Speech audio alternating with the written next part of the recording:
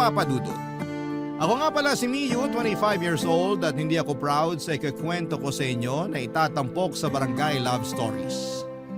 Pero tulad ng iba ay hindi naman ako perpekto at may mga pagkakataon talaga na nagkakamali ako. Aaminin ko na may nagawa akong isang malaking pagkakamali nitong nakaraan lang. Miyembro ako ng LGBT community, loud and proud. Matagal kong itinago yon, lalo't hindi handa ang pamilya kong tanggapin ang kasarian ko. Nung bata pa lamang ako ay nagkakagusto na ako sa mga babae, Papa Dudut. Nagkagusto rin naman ako sa mga lalaki pero mas nang ibabaw ang feelings ko para sa mga katulad kong babae. Ganon pa man ay hindi pa rin ako nakipagrelasyon sa babae sa takot na hindi ako maintindihan ng tatay ko. Wala na akong nanay, tatay ko lang ang nagpalaki sa akin. Strikto siya at makaluma. Kaya alam kong pahirapan ang pagtanggap niya sa kasarian ko kung sakasakali. Babae pa rin naman akong manamit at babae pa rin akong kumilos para hindi talaga mapansin ng tatay ko yon. Pero hindi habang buhay ay kaya kong itago kung sino at ano ako. Lalo na nung nakilala ko ang babaeng bumuhay sa pusong lalaki ko. Itago na lang natin siya sa palayaw niya na Kay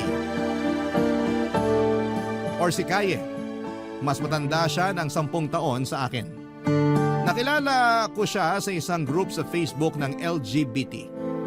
Unang beses pa lamang na nakapag-usap kami ay nakaramdam ako kaagad ng willing na akong makipagrelasyon sa kapwa ko babae. Unang-una syempre nilihim namin ang relasyon namin dahil sa tatay ko.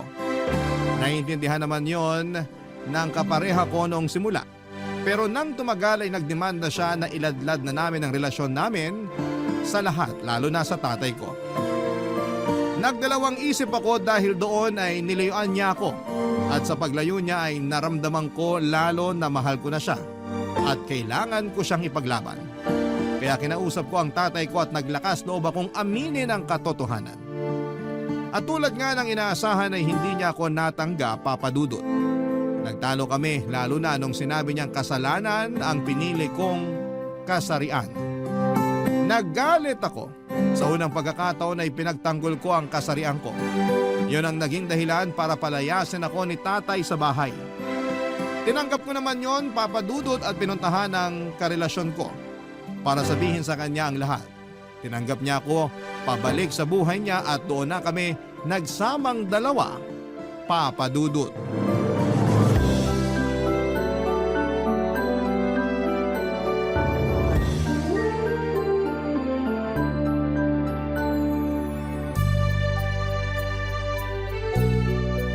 Kaya, talaga bang nagkabalikan na tayo? Bakit naman ganyan ka magtanong? Nandito ka na nga sa bahay ko, di ba? Nakasalansan na sa cabinet lahat ng gamit mo. Ano pa bang dapat kumpirmahin sa relasyon natin? Kasi sabi mo sa akin last time tigilan na kita. Sabi mo hindi mo na ako babalikan. Tapos na tayo. Sinabi ko lang yun kasi galit ako na hindi ka nagpapakatotoo sa sarili mo. Pagpasensyahan mo na. Pero ngayon okay na tayo. Wala nang iwanan to. Huwag mo na talaga akong iwan. Wala akong mapupuntahan. Ayoko nang bumalik sa bahay ni tatay. Hindi na kita pababalikin doon. Dito ka na. Bahay mo na rin to. Nakakakilig naman na may ka-live-in na ako. Uy, dalaga na siya. Malikot ako matulog ha. Lagi kitang maitutulak sa kama lalo kapag nananaginip ako. Okay lang. Tutulak na lang din kita para sabay tayo ma-fall. Sabay naman talaga tayong na-fall. Sa isa't isa. Namiss ko yung mga banat mong yan, ha? Mas na-miss kita. Kung alam mo lang talaga. Binaliw mo ako sa kakaisip sa'yo nung hiniwalayan mo ko. Ikaw kasi, lagi mo na lang akong dinideny sa ibang tao. Na-hurt lang naman ako, no? Sorry na talaga. Ngayon natuto na ako. Bukod sa natuto, masaya na rin ako kasi sa wakas, magkasama na ulit tayo. Marami akong plano para sa atin, lalo na ngayon na nagsasama na tayo. Anong mga plano yan? Tuwing day off ko, mag-out of town tayo. Kahit yung yung malapit lang para makapasyal naman tayong dalawa. Sabi kasi sa nabasa ko sa Facebook, pampatibay daw ng relasyon yung mga pagta-travel. Pero rurupok wallet natin dyan kung tuwing day off mo nagta-travel tayo. Magaling naman ako mag-budget eh. Alam ko na kung paano pagkakasyahin sa ating dalawa yung gagastusin ko sa travel natin. Gagastusin mo? Hindi ako mag-aambag. Hindi kita papayagang mag-ambag. Akong gagastos sa lahat. Sa ating dalawa, ako yung lalaki eh. Saan naman mapupunta yung sahod ko? Nasa wallet lang. Hindi na sila aalis dun. Ito naisip ko lang naman. Ewan ko kung papayag ka. Ano yun? Paano kung mag-resign ka na lang sa trabaho mo? Bakit? Lagi ka na lang nagrereklamo na hindi ka na masaya sa trabaho mo eh. Mababa yung sahod, tapos hindi mo pa gusto yung ugali ng boss mo. At ngayon na dito ka na nakatira sa bahay ko, mapapalayo ka lalo sa trabaho mo, di ba? Masasel na sa'yo na pumasok sa opisina nyo. Pero saan naman ako kukuha ng pera ko? Ako na lang ang magbibigay sa'yo. Dito ka na lang sa bahay. Pwede ka magsimula ng maliit na negosyo. Ako ang popondo. Umalis ka na lang doon sa opisina ninyo. Toxic na doon eh. Parang hindi ata praktikal. Ang hirap kasi makahanap ng trabaho ngayon tapos ako, babaliwalain ko lang yung trabahong meron ako ngayon. Hindi na kasi sapat yung nakukuha mo doon. Tapos nai-stress ka pa madalas. Dito ka na lang sa bahay o kaya naman maghanap ka ng work na malapit dito para hindi ka na problema sa pagko-commute. Pero kung ako lang ang tatanungin mo, mas gusto ko na pumirmi ka na lang dito sa bahay. Tapos lagaan mo ako. Kung papayag ka lang naman, basta ako nang bahala sa iyo sa lahat. Hindi mo ako gugutumin? Hindi, no? Ano ba namang tanong yan? Lahat ng pagkain na gusto mo, o orderin ko. Kahit nasa sulu pa yan. Huwag kang mag-alala, kaya yan ang sahod ko. Lahat ng gusto ko, bibilhin mo? Kahit umorder ka pa sa ibang bansa, wala akong pakialam. Hindi mo na ako iiwan? Hindi, kahit kailan. Papadudot mataas ang posisyon ni Kaye sa trabaho niya. Malaki ang sahod niya at kaya niyang ibigay sa akin ang sahod ko sa pinagtatrabahuhan ko. At pwede pa niyang doblehin yon. At hindi aaray ang bulsa niya kapag ginawa niya yon. Kaya naman pumayag na lamang akong mag-resign, total ay hindi naman ako masaya sa trabaho ko. Mas pabor sa akin ang inalok ni Kaye lalo't hindi naman ako masipag magtrabaho. Mas gusto ko talaga sa bahay. Kaya nung sinabi niyang pwede rin ako magnegosyo ay pumayag ako. Pero hindi pa ako kaagad nakahanap ng gagawin kong negosyo. Masyado po akong nag-e-enjoy na inaasikaso lamang si Kaye at ang bahay naming dalawa. Para talaga akong housewife, masarap pala sa pakiramdam. Dahil nga sa mataas na posisyon ni Kaye sa trabaho, kaya madalas ay late na siyang umuuwi ng bahay. Madalas ay ako lamang mag-isa. Hindi naman ako bored nung umpisa dahil lahat ng kailangan ko ay nasa bahay na. Malaki rin ang TV niya at nakasubscribe sa lahat ng streaming applications si Kaye. Puno rin lagi ang ref kaya naging hobby ko na ang kumain kapag bored. Mabilis din ang internet. Lahat talaga ng kailangan ko ay ando na. Pero isang araw ay nabore ako sa bahay. Kaya naisipan kong lumabas muna at pumunta ng mall. Lalabas na sana ako nang makarinig ako ng katok sa pintuan. Mula yon sa kaidaran kong kapitbahay ni Kaye na si Enzo. Yun ang unang beses na nakilala at nakaharap ko siya, papadudot.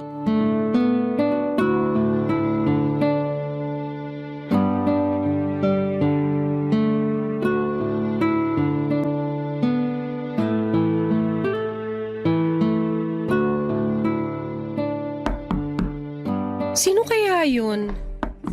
Sandali lang! Ano po yun? Hi, ako nga pala si Enzo, kapitbahay nyo. Miu pala. Anong kailangan mo? Nagbebenta ba kayo ng yelo? Bakit mo naman naisip na nagbebenta kami ng yelo? Alam ko kasi na malaki ref nyo, kaya nagbabaka sakali ako na nagbebenta kayo ng yelo. Wala ba kayong yelo sa ref nyo? Hindi kasi nakagawa eh. Tinambakan kasi ng mga ice cream at isda yung freezer. Pwede naman kitang bigyan na lang. Ice cubes nga lang. Okay na ba yun sa'yo? Okay na rin siguro yun. Pangpalamig lang sa soft drinks namin. Thank you ah. Wala yun. Halika, pasok ka muna. Salamat. Asan pala si Ate Kaye? Nasa work pa. OT na naman daw. Close kayo ni Kaye? Dati, pero nitong mga nakaraan bihira ko na siya makita rito sa compound natin. Mukhang busy na talaga magpayaman. Sino ba namang hindi gustong maging mayaman, di ba? Huwag niyang sobrahan ka mo. Baka hindi kami makahabol ng mga tamad. Same sa tamad. Kapatid mo ba siya? Hindi ah. Kala ko bunso ka niyang kapatid eh. Madalas kasi kapag bunso, mas maganda raw sa panganay. Bola. Pero hindi ko siya kamag-anak. Eh ano pala? Girlfriend niya ako. Girlfriend? As in miyembro ka ng #LoveWins? Kaming dalawa. Hindi ko naisip na tibo pala si Kaye. Bakit naman? Kasi ex niya yung kuya ko eh. Kaedad din niya. Seryoso ba? Hindi niya nakwento sa akin yan ha. Matagal sila ni kuya, siguro 4 na taon din. Kaya nga lumipat dito si Kaye para mapalapit kay kuya. Tapos ng ibang bansa si kuya, naiwan dito si Kaye. Tapos, bilisan mo mag-chismis kasi pupunta pa ako sa mall para magpakilay. Engaged pa sila nun. Balak nila sa ibang bansa na lang magpakasal kapag sumunod na ron si Kaye. Hindi niya to nakwento sa akin. Nakipag-break si Kaye kay kuya, biglaan. Umuwi pa ng Pinas si kuya para lang makipag-ayos kay Kaye. Pero ayaw na raw ni Kaye. Grabe, bakit daw sila nag-break? Hindi rin alam ni kuya. Basta na lang daw nakipaghiwalay si Kaye. Ikaw kaya magtanong sa kanya mamaya pag uwi niya. Baka di siya komportabling pag-usapan. At saka baka mapahamak ka pa. Ikaw tong nagmarites sa ex niya. Okay lang, basta ipagtatanggol mo naman ako sa kanya, di ba? Bakit naman kita ipagtatanggol? Kasi cute ako at deserve ko? Ang filingero mo ah. Eh bakit ka nagbablush? Affected ka ba sa pagiging cute ko? Aminin mo na, nakakatunaw ng ice cubes ang mukha ko. Ang kapal talaga. Hindi matutunaw ang ice cube sa mukha mo. Bakit naman? Sa sobrang tigas ng mukha mo, mababasag na lang ng kusa yung ice cubes kapag hinampas ko sa'yo. Ouch naman! Hindi ba talaga ako cute? Cute naman. Tigas lang talaga ng mukha, parang ice na tigtres. Pag tinitigan kita, matutunaw ka parang tigtres na yelo sa tag-init. Sige nga, sige nga. Wag mo akong subukan, wag talaga.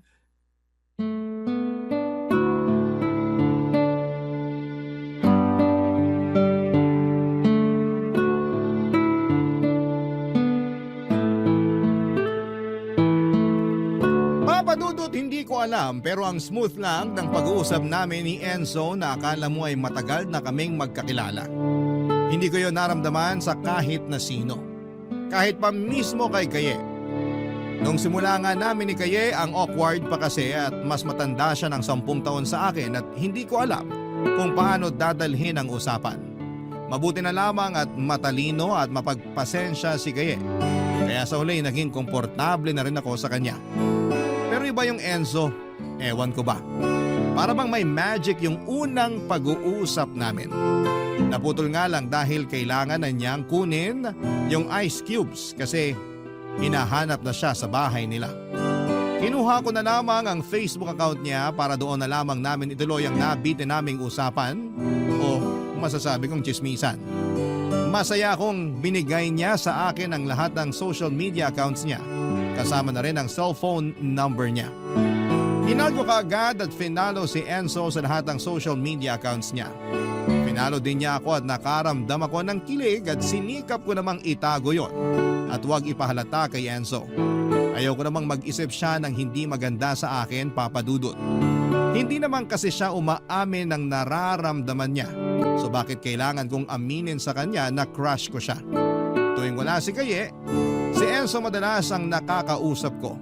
Hindi na ako nakakapanood ng TV o tumatambay sa ref para maghanap ng pagkain. Hindi ko na rin kailangan lumabas para pumunta ng mall para maaliw. Nasa kabilang bahay lang pala ang susunod na magiging entertainment ko. Yun ay si Enzo. Kapag ako lang sa bahay, pinapupunta ko si Enzo para mas magbanding kaming dalawa, Papa Dudut. Ramdam kong gusto rin niya ako. Pero hindi siya makaabante. Lalo't alam naman niya na taken na ako. Nang mga panahong yon, Papa Dudut. Barangay Love Stories. Barangay Love Stories. Hindi nga nagtagal ay umamin na sa akin si Enzo na gusto niya ako, Papa Dudut. Nagalangan daw siya na aminin yon dahil nga sa karelasyon ko si Kaye.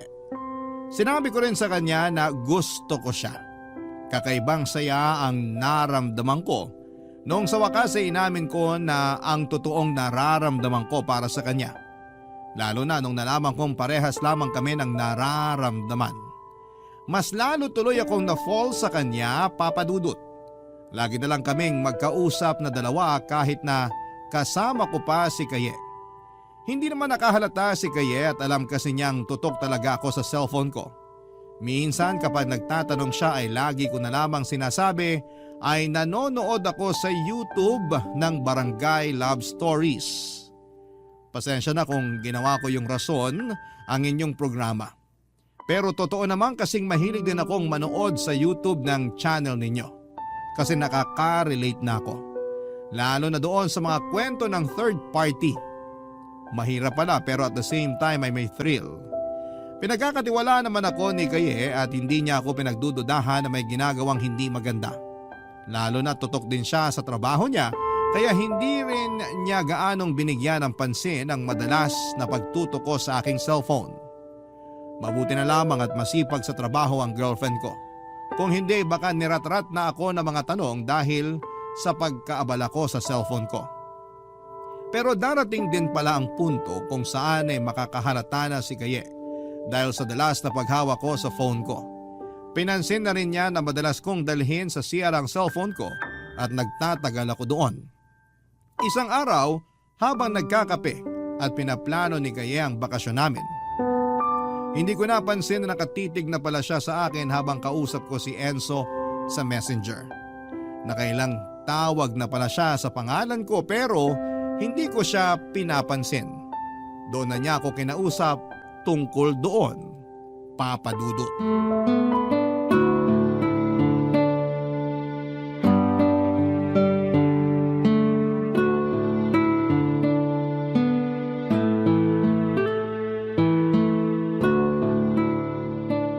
Niyo?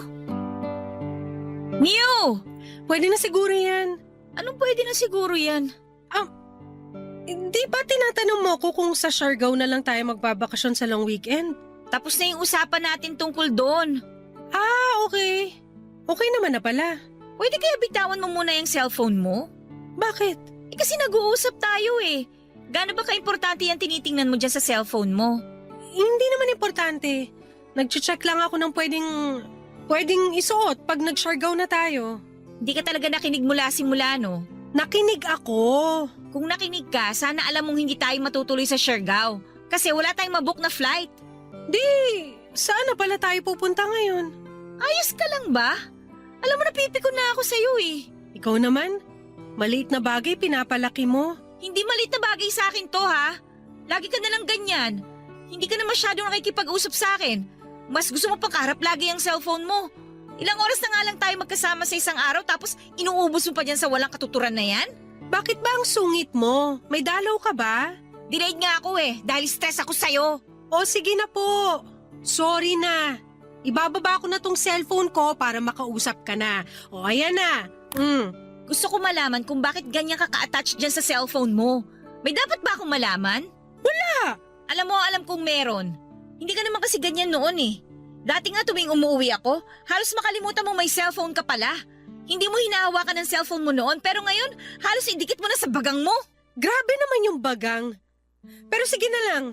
Ayoko makipagtalo sa'yo. Hindi mo naman kailangan makipagtalo. Gusto ko lang magsabi ka ng totoo. Nagsiselfone ako madalas kasi may nag-offer ng negosyo sa akin. Talaga? Anong negosyo raw? Reseller ng longganisa. Oh, ayos yan ah. Magiging mabenta yan lalo na sa mga eatery na nagsiserve ng silog. Kaya nga eh. Gusto ko nga makipag-meet dun sa kausap ko bukas. Ayos lang ba? Pero paano yung lunch date natin bukas? Bukas lang daw kasi available yung longganisa seller eh. Sige kahit mag-dinner na lang tayo. Unahin mo na yan. Naku, baka hindi ko kayanin ng dinner. Buong araw kasi kami mag-uusap. Komplikado raw kasi ang pagiging reseller ng longganisa. Baka late na ako makauwi bukas.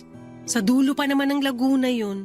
Samahan na lang kaya kita. Wala naman akong gagawin buong araw bukas eh. Para safe ka na rin. Huwag na, kasi para makapagpahinga ka rin. Alam ko pagod ka lagi sa trabaho, kaya gamitin mo na lang yung day off mo bukas. para magpahinga dito sa bahay. Pero gusto sana kitang makasama bukas. Uuwi rin naman ako. Hintayin mo na lang ako. Mag-relax ka na lang dito sa bahay. Manood ka ng TV. Tumambay ka sa ref. Ang dami kayang pwedeng gawin dito bukas. Hindi mo mararamdaman na wala ako. Ay, sige na nga. Basta, mag-update ka ha.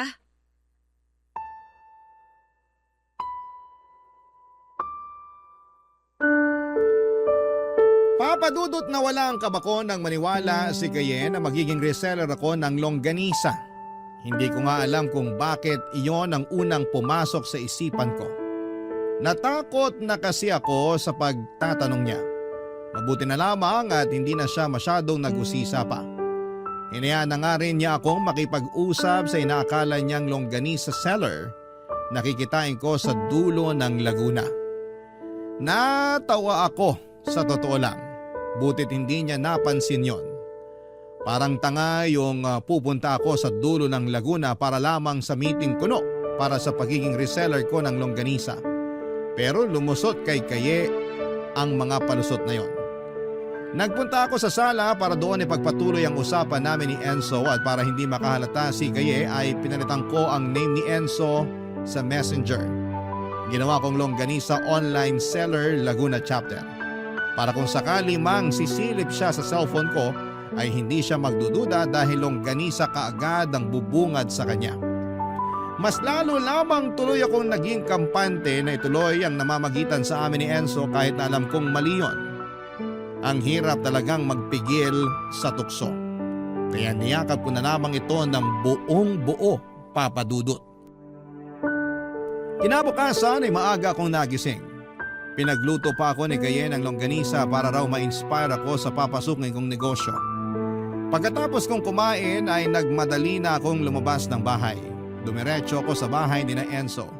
Saktong mag-isa lamang niya sa bahay nila. Kaya malaya kaming nagkasamang dalawa. Nagkulong lamang kaming dalawa sa kwarto niya.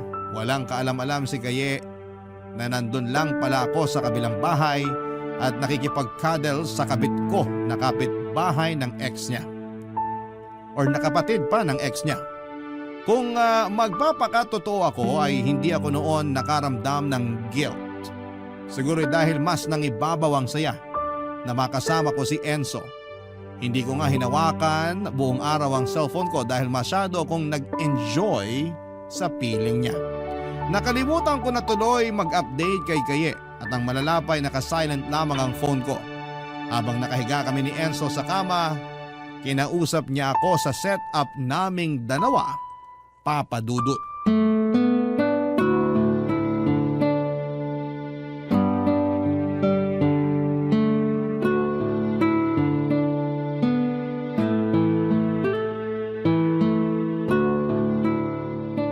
Nag-enjoy ka naman ba? Sobra. Sana lagi tayong ganito. Hayaan mo.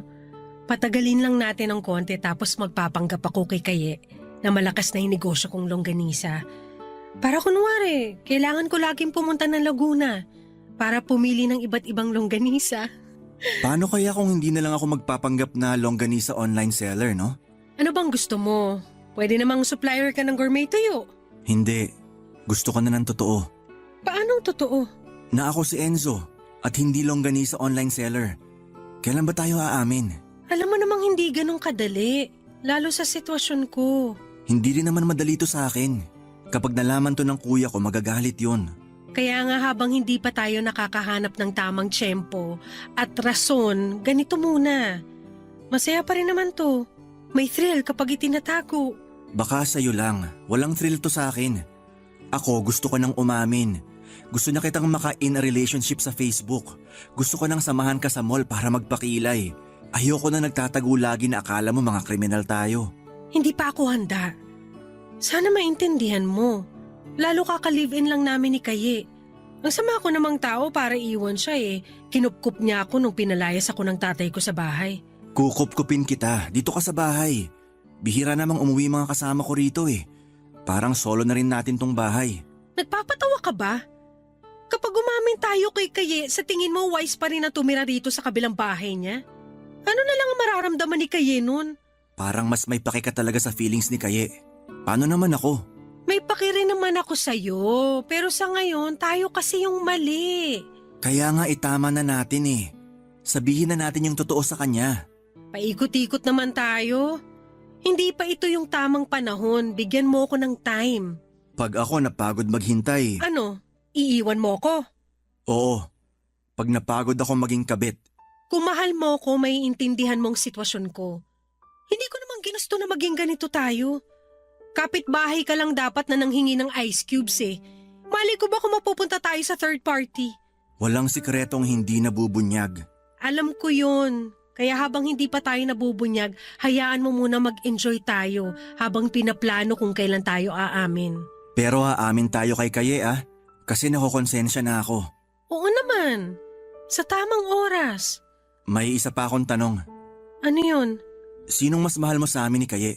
Wala namang tanungan ng ganyan. Kahit papano may feelings pa rin ako kay Kaye. So siya na ba pinipili mo?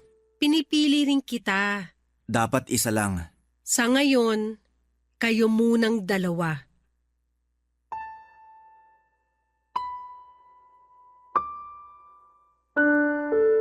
Papadudot na tahimik na si Enzo at halatang nalungkot sa isinagot ko pero ayaw naman niyang magtalo kami.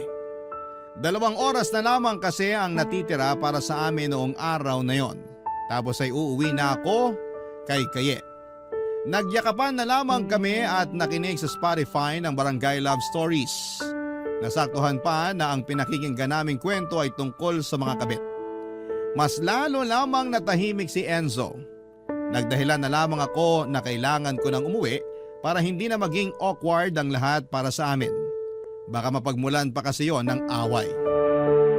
Hinayaan naman akong umalis ni Enzo at napaagang alis ko sa bahay nila Enzo. Kaya tumambay muna ako sa isang convenience store para magpalipas doon ng oras. Tinapos ko ang pakikinig ng episode sa Barangay Love Stories. Sa dulo ng kwento ay umamin ng letter sender na meron siyang kabit pero hindi siya nakapag-decide kung sino ang pipiliin niya sa bandang huli. Katulad noon ang kwento ko, hirap akong mag-decide sa kung sino nga ba ang pipiliin ko kina Kaye at Enzo. Pareho lamang po na may pero. Hindi ko alam kung saan ako or kung saan ko ilulugar ang puso ko sa kanilang dalawa. May feelings pa rin ako para kay Kaye pero mas nangingibabaw doon ang kagustuhan ko ng masaganang buhay na hindi kayang ibigay sa akin ni Enzo. Mahal ko na rin si Enzo at feeling ko ay mas angat ang nararamdaman ko para kay Enzo kesa kay Kaye. Pero kung magiging practical ako at tatanggapin ko ang nararamdaman ko, hindi ako sigurado kay Enzo. Walang permanenteng pinagkakaitan or pinagkakakitaan itong si Enzo. Lagi lamang siyang pinapasahan ng sideline ng mga kamag-anak niya. Kaya nga madalas, papadudot, ako ang taya sa pagbabayad ng mga pagkain namin tuwing pumupunta ako sa bahay nila. Kung siya ang pipiliin ko at pareho pa kaming walang trabaho, saan pupulutin ang buhay ko? Samantalang kay Kaye ay siguradong sigurado na ako na may magandang buhay na naghihintay sa akin. Pero ano nga ba? At sino nga ba sa dalawa ang dapat kong piliin? Papadudot. Barangay Love Stories. Barangay Love Stories. Sa pagdaan ng mga araw ay nagpatuloy ang namamagitan sa aming dalawa ni Enzo, Papadudot. Hindi na siya muling nangulit pa na piliin ko siya o di kaya ay sabihin na ang totoo kay Kaye. Nakontento na lamang siya sa kalagayan namin na sekreto, yung palaging nagtatago. Masaya na siya sa ganon lalo't yun lang ang paraan para masolo niya ako. Napamahal na kasi sa akin si Enzo. Panay nga ang parinig niya sa Facebook tungkol sa akin at kinakabahan na ako minsan dahil baka kung ano pang magawa niya kapag labis na ang lungkot niya dahil hindi ko siya magawang ipagmalaki sa lahat. Kaya naman sinikap kong iparamdam sa kanya na mahal ko siya at hindi na niya kailangang mangamba. Hindi nga kami nag-aaway na dalawa at iniiwasan namin yon. Kabaliktara naman sa aming dalawa ni Kaye dahil nga sa parang nakakaramdam na siya ng kakaiba. Kaya naman madalas na niya akong binabantayan. Lalo na ang bawat galaw ko. Babae pa rin naman si Kaya at malakas ang pakiramdam kapag may nangyayaring hindi maganda sa pagitan naming dalawa. Ang problema kasi sa akin ay hirap akong itago sa mga galaw ko ang nararamdaman ko. Unti-unti kasi ay nawawala na ako ng feelings kay Kaye. Napalitan yon ng pagkaawa. Hindi ko siya magawang iwan dahil naaawa ko sa kanya at naiisip ko lagi lahat ng sinakripisyo niya. At syempre siya ang gumagasto sa lahat ng pangangailangan ko. Sinubukan ko namang magnegosyo talaga ng longganisa para hindi siya makahalata. Pero hindi yon pumatok. Kaya sinabi ko kay Kaye na titigil na lamang ako sa pagbebenta. Hinayaan naman niya ako at sinuportahan niya pa rin ako. Doon ako mas lalong nakokonsensya, lalo't ginagawa niyang lahat para maintindihan ang kalagayan ko.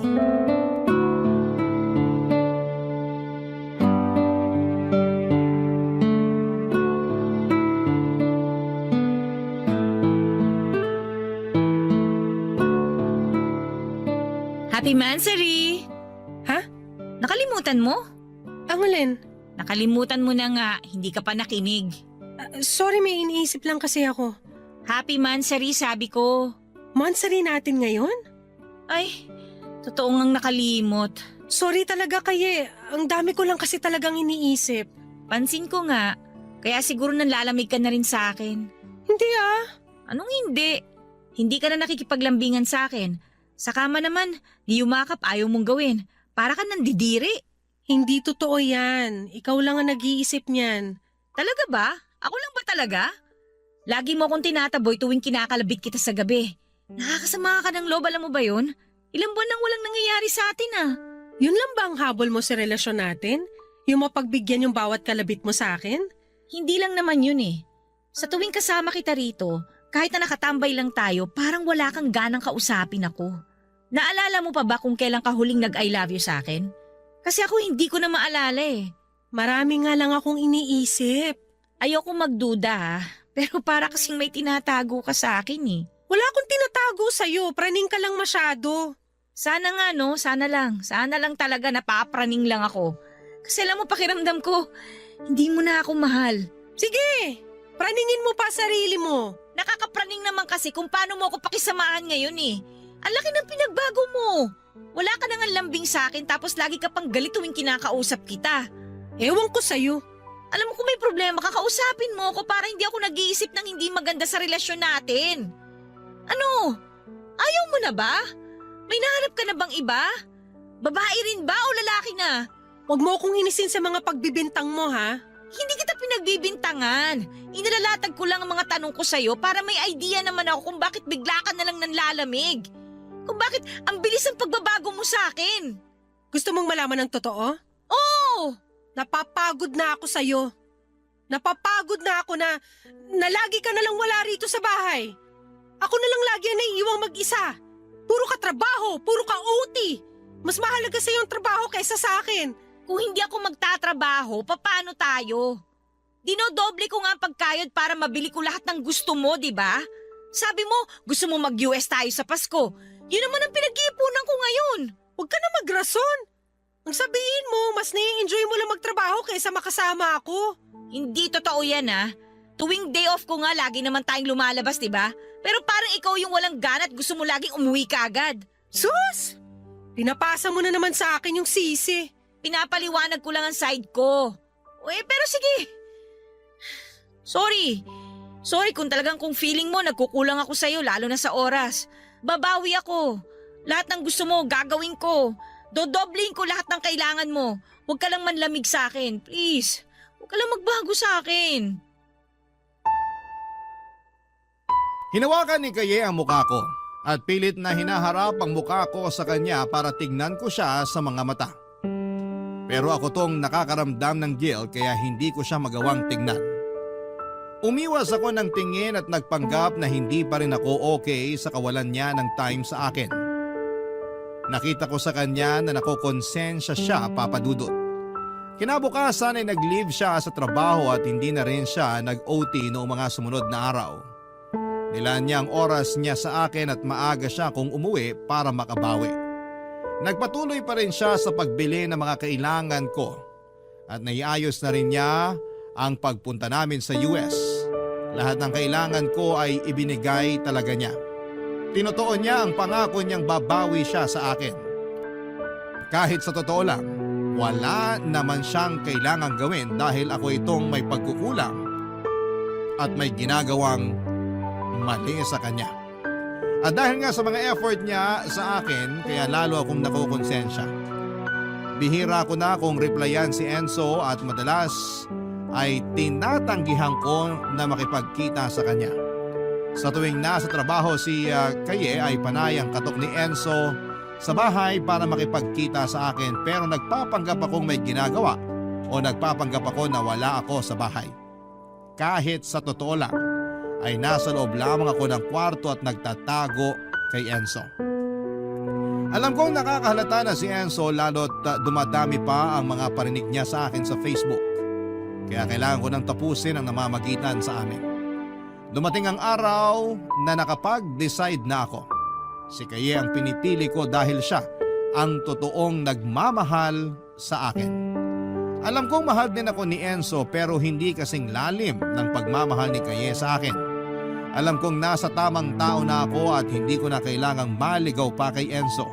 Kaya naman kinausap ko na si Enzo sa bahay nila, Papa Dudut.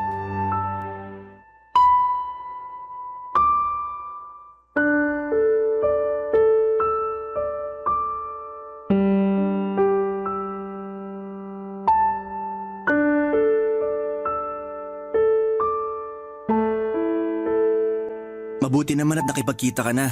Kahala ko kung ano na nangyari sa'yo. Kumain ka na ba? May pera ako ngayon kasi kakatapos lang ng sideline ko kahapon. Gusto mo ng Tapsi? Gusto mo bilang kita ng damit? O manood na lang tayo ng pelikula? Enzo, kailangan nating mag-usap ng masinsinan. Ang seryoso naman. Kailangan ba akong matakot? Nakukonsensya na ako. Sa relasyon natin? Bakit naman? Nag-iingat naman tayo tsaka hindi pa naman nakakahalata si Kaye, di ba? Nakakahalata na siya sa panlalamig ko sa kanya. Nagdududa na siya. Kaya pala hindi ka na nagpaparamdam sa akin itong mga nakaraan. Ngayon naintindihan ko na. Magdoble ingat na lang tayo para hindi talaga siya makahalata. Hindi yan ang solusyon. So tatapusin mo ng relasyon yung dalawa? Huwag mong sabihin… Enzo, tapusin na natin to. Hindi, ayoko. Alam mo namang mali itong ginagawa natin. Alam ko pero hindi pa rin ako papayag.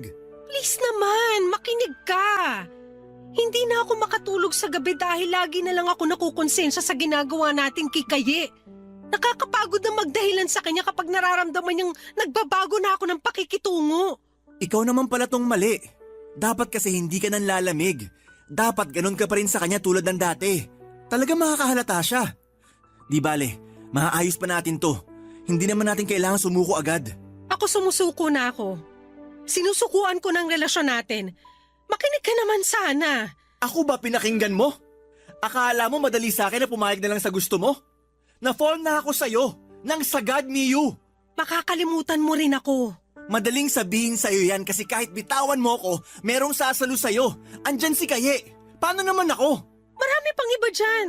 May makikilala ka pa, higit pa sa akin. Kala mo ganun kadali yun? Bihira akong ma-in love. Malas ko lang talaga na sa'yo pa ako tinamaan. Wala na tayong magagawa. Ayoko na talaga, Enzo. Ganon-ganon na lang yun, no?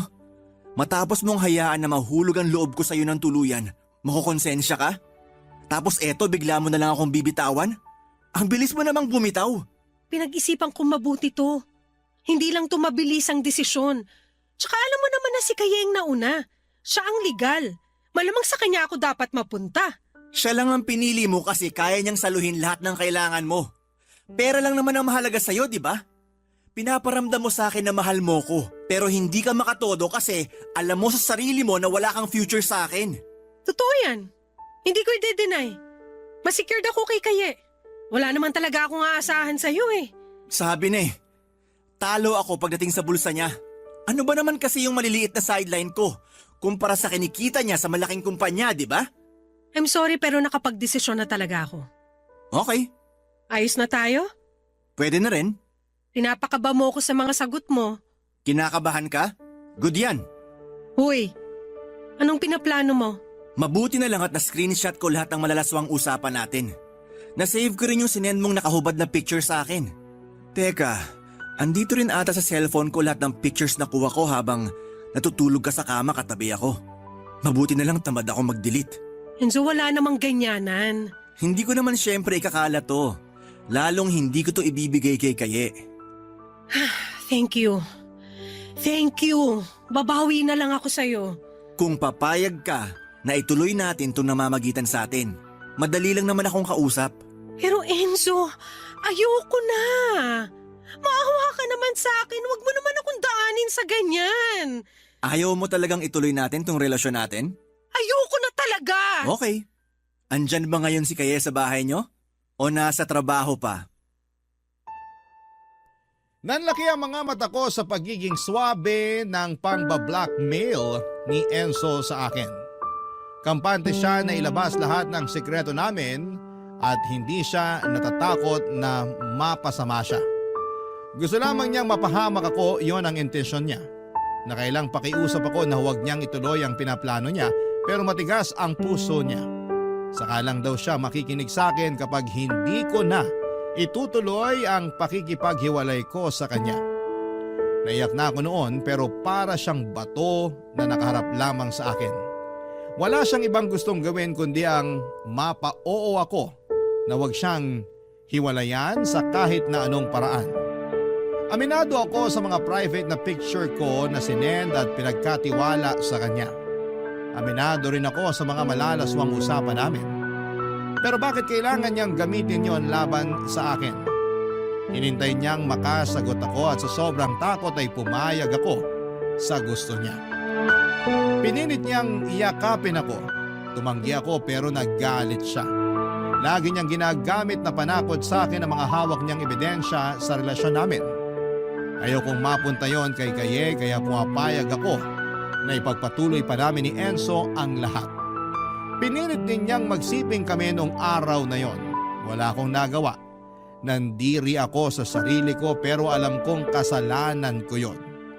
Kung hindi ko hinayaan na lumalim ang koneksyon namin, hindi ako mapupunta sa ganong klase ng sitwasyon. Sa ngayon ay pinag-iisipan ko pa kung paano ako makakatakas kay Enzo nang hindi nalalaman ni Kaye ang tungkol sa amin. Wala akong balak na magpatulong sa mga pulis dahil paniguradong makakarating yon kay Kaye. Ayokong iwan ako ni Kaye, Papa Dudut, lalo na ngayon na mahina ako at problemado. Kailangan ko si Kaye sa tabi ko. May maisasuggest ba kayong paraan para makatakas ako sa sitwasyon ko at hindi malaman ni Kaye ang katotohanan? Salamat po sa lahat ng tutulong. Ang inyong kapuso at kabarangay forever, Miyu. Ang pagkakaroon ng anak ay isang magandang regalo na pinagkakaloob ng may kapal sa mag-asawa na naghahangad bumuo ng pamilya. Kaya nga bilang mga magulang, responsibilidad nating alagaan, mahalin at ihanda sa kanilang hinaharap ang mga anak natin. Ang pagiging magulang ay habang buhay na tungkulin at hindi natatapos kahit tumungtong na sa tamang edad ang ating mga anak. Dalawang magulang upang may magkasamang mag-alaga at gumabay hanggang sa paglaki ng isang anak.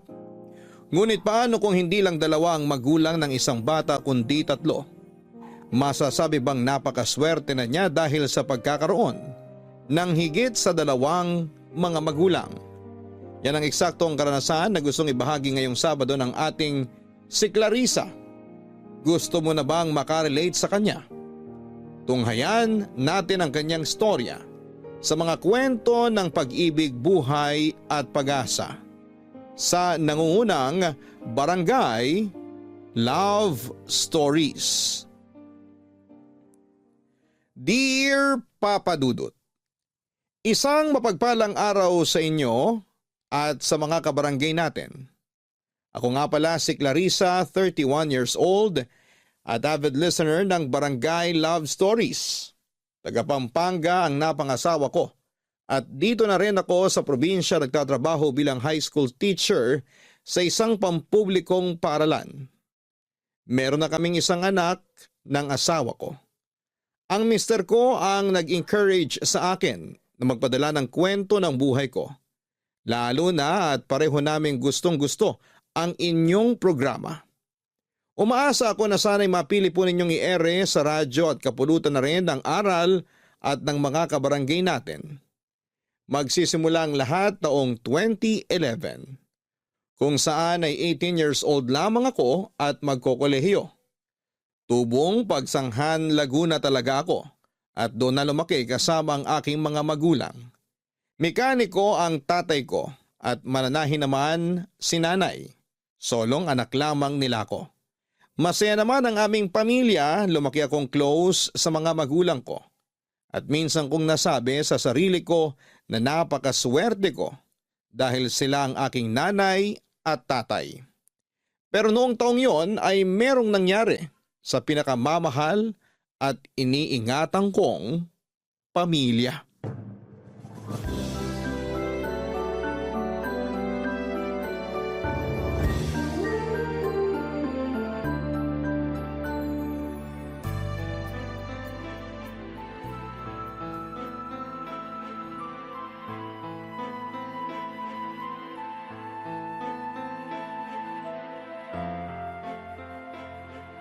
Anong sinabi mo? Alam mo kung anong sinabi ko. Hindi ka naman bingi, di ba? Hindi nga, pero seryoso ka ba? Oo, seryosong-seryoso ako na gusto na kitang hiwalayan. Nay, ano po nangyayari dito? O buti nandiyan ka na, anak. Kumusta enrollment mo? Okay naman po, pero bakit po kayo nagsisigawan ni tatay? Doon pa lang po sa labas naririnig ko na kayo. Ito kasing nanay mo. O ako na namang may kasalanan? Hindi naman sa ganun, pero... Ganun na rin yun! Tigilan mo na nga ako sa kakaganyan mo! Pati ba naman sa harap ng anak natin ako pa rin sinisisi mo? Pinagsasabi mo dyan. Hindi naman kita sinisisi. Hindi raw! Ano po ba kasing nangyayari? Bakit po kayo nag-aaway? Yang kasing tatay mo, plano na namang lumabas kasama ang mga barkada niya para makipag-inuman. Tapos nalaman ko na hindi naman pala siya pumasok sa talyer. Kasi maghapong tulog gawa ng kalasingan. Kagagaling ko lang sa patahian. Pagod na pagod ako. Tapos madadatnan ko yung tatay mo na nakabulagta sa sahig. Akala ko na paano alalang-alala ako. Sabi ng lola mo lasing daw. Hindi na niya nabuhat kaya hinayaan na lang sa sahig matulog. Totoo ba yun, tay?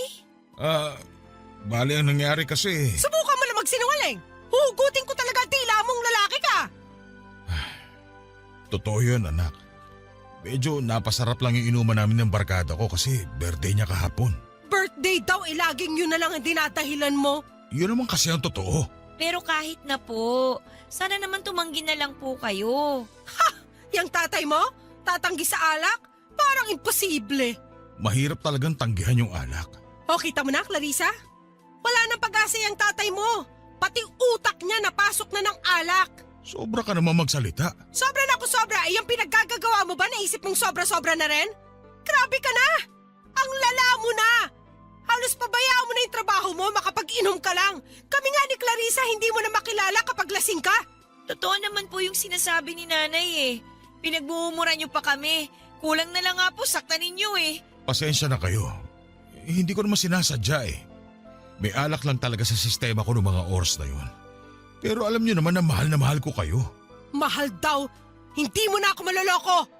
Kaya nga nagdesisyon na ako na makipaghiwalay sa'yo dahil sawa na ako. Pagod na ako. Parang awa mo na. Huwag mong gawin sa amin to. Nay, huwag niyo po kaming iwan. Ewan ko ba pero gusto ko na talaga umalis sa pamamahay na to. Ayoko na makisama sa tatay mong sakit lang sa ulo ko. Pagod na ako. Gusto ko na matahimik. Paano ako? Iiwan niyo rin ba ako? Ganito yan. Ayoko pong maiwan dito. Sasama po ako. Hindi kasi pwede ang bata doon. Nay, hindi na ako bata. Saan po ba kayo pupunta? Sa totoo lang hindi ko pa alam. Magulo pa isip ko. Siguro makikituloy na lang ako sa kaibigan ko. Habang pinag-iisipan ko kung uuwi ako kina nanay sa Iloilo. Pero kulang pa kasi yung pera ko eh. Kaya parang malabo mangyari yung agad-agad. Huwag naman po kayo umalis, Nay. Huwag niyo akong iwan. Pasensya na pero ayoko na talaga. Pagod na ako sa tatay mong walang pinagbago. Nagtiis naman ako eh. Nagtyaga sa bisyo niya pero dumating na ako sa punto kung saan sawang-sawa na ako. Ayoko na magpakatapos tanga! Kaya nga po sasama na lang ako sa inyo. Kulit mo naman eh! Huwag ka na kasing umalis. Maawa ka sa anak natin, oh. Kahit sa kanya ka na lang maawa. Kahit wag na sa akin. Ginamit mo pa talaga yung anak mo para konsensyahin ako? Please naman po, wag na po kayong umalis. Pasensya ka na talaga pero buo na ang desisyon ko. Gusto ko na makipaghiwalay sa tatay mo. Simula sa araw na to, tapos na kami.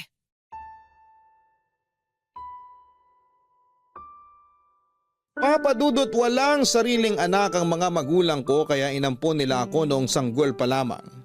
Legal yon at may dokumento, sa katunayan ay dala-dala ko ang apelyido ng tatay ko dahil kasal naman sila ni nanay. Tulad ng sinabi ko ay masaya naman ang pamilyang kinalakhan ko. Nakatira kami sa bahay ng lola ko na nanay ni tatay sa Pagsanhan. Pero akala ko ay mananatiling maayos ang aming pamilya. Pero nagkamali ako. At nagsimula yon noong nalulong sa bisyo ng pag-iinom ng alak ang tatay ko. Noong naghiwalay si nanay at tatay kay nanay, sana ako sasama. Pero iniwan niya ako kay tatay para may kasama raw ito sa buhay. Kaya ang nangyari, si nanay ang umalis sa bahay namin. Iyak ako ng iyak dahil hindi ako sanay na wala ang nanay sa bahay. Pero alam ko rin sa sarili ko na malabo na sila magkabalikan ni tatay dahil si nanay na ang sumuko at nagsawa. Doon ako nagsimulang magtanim ng galit sa tatay ko.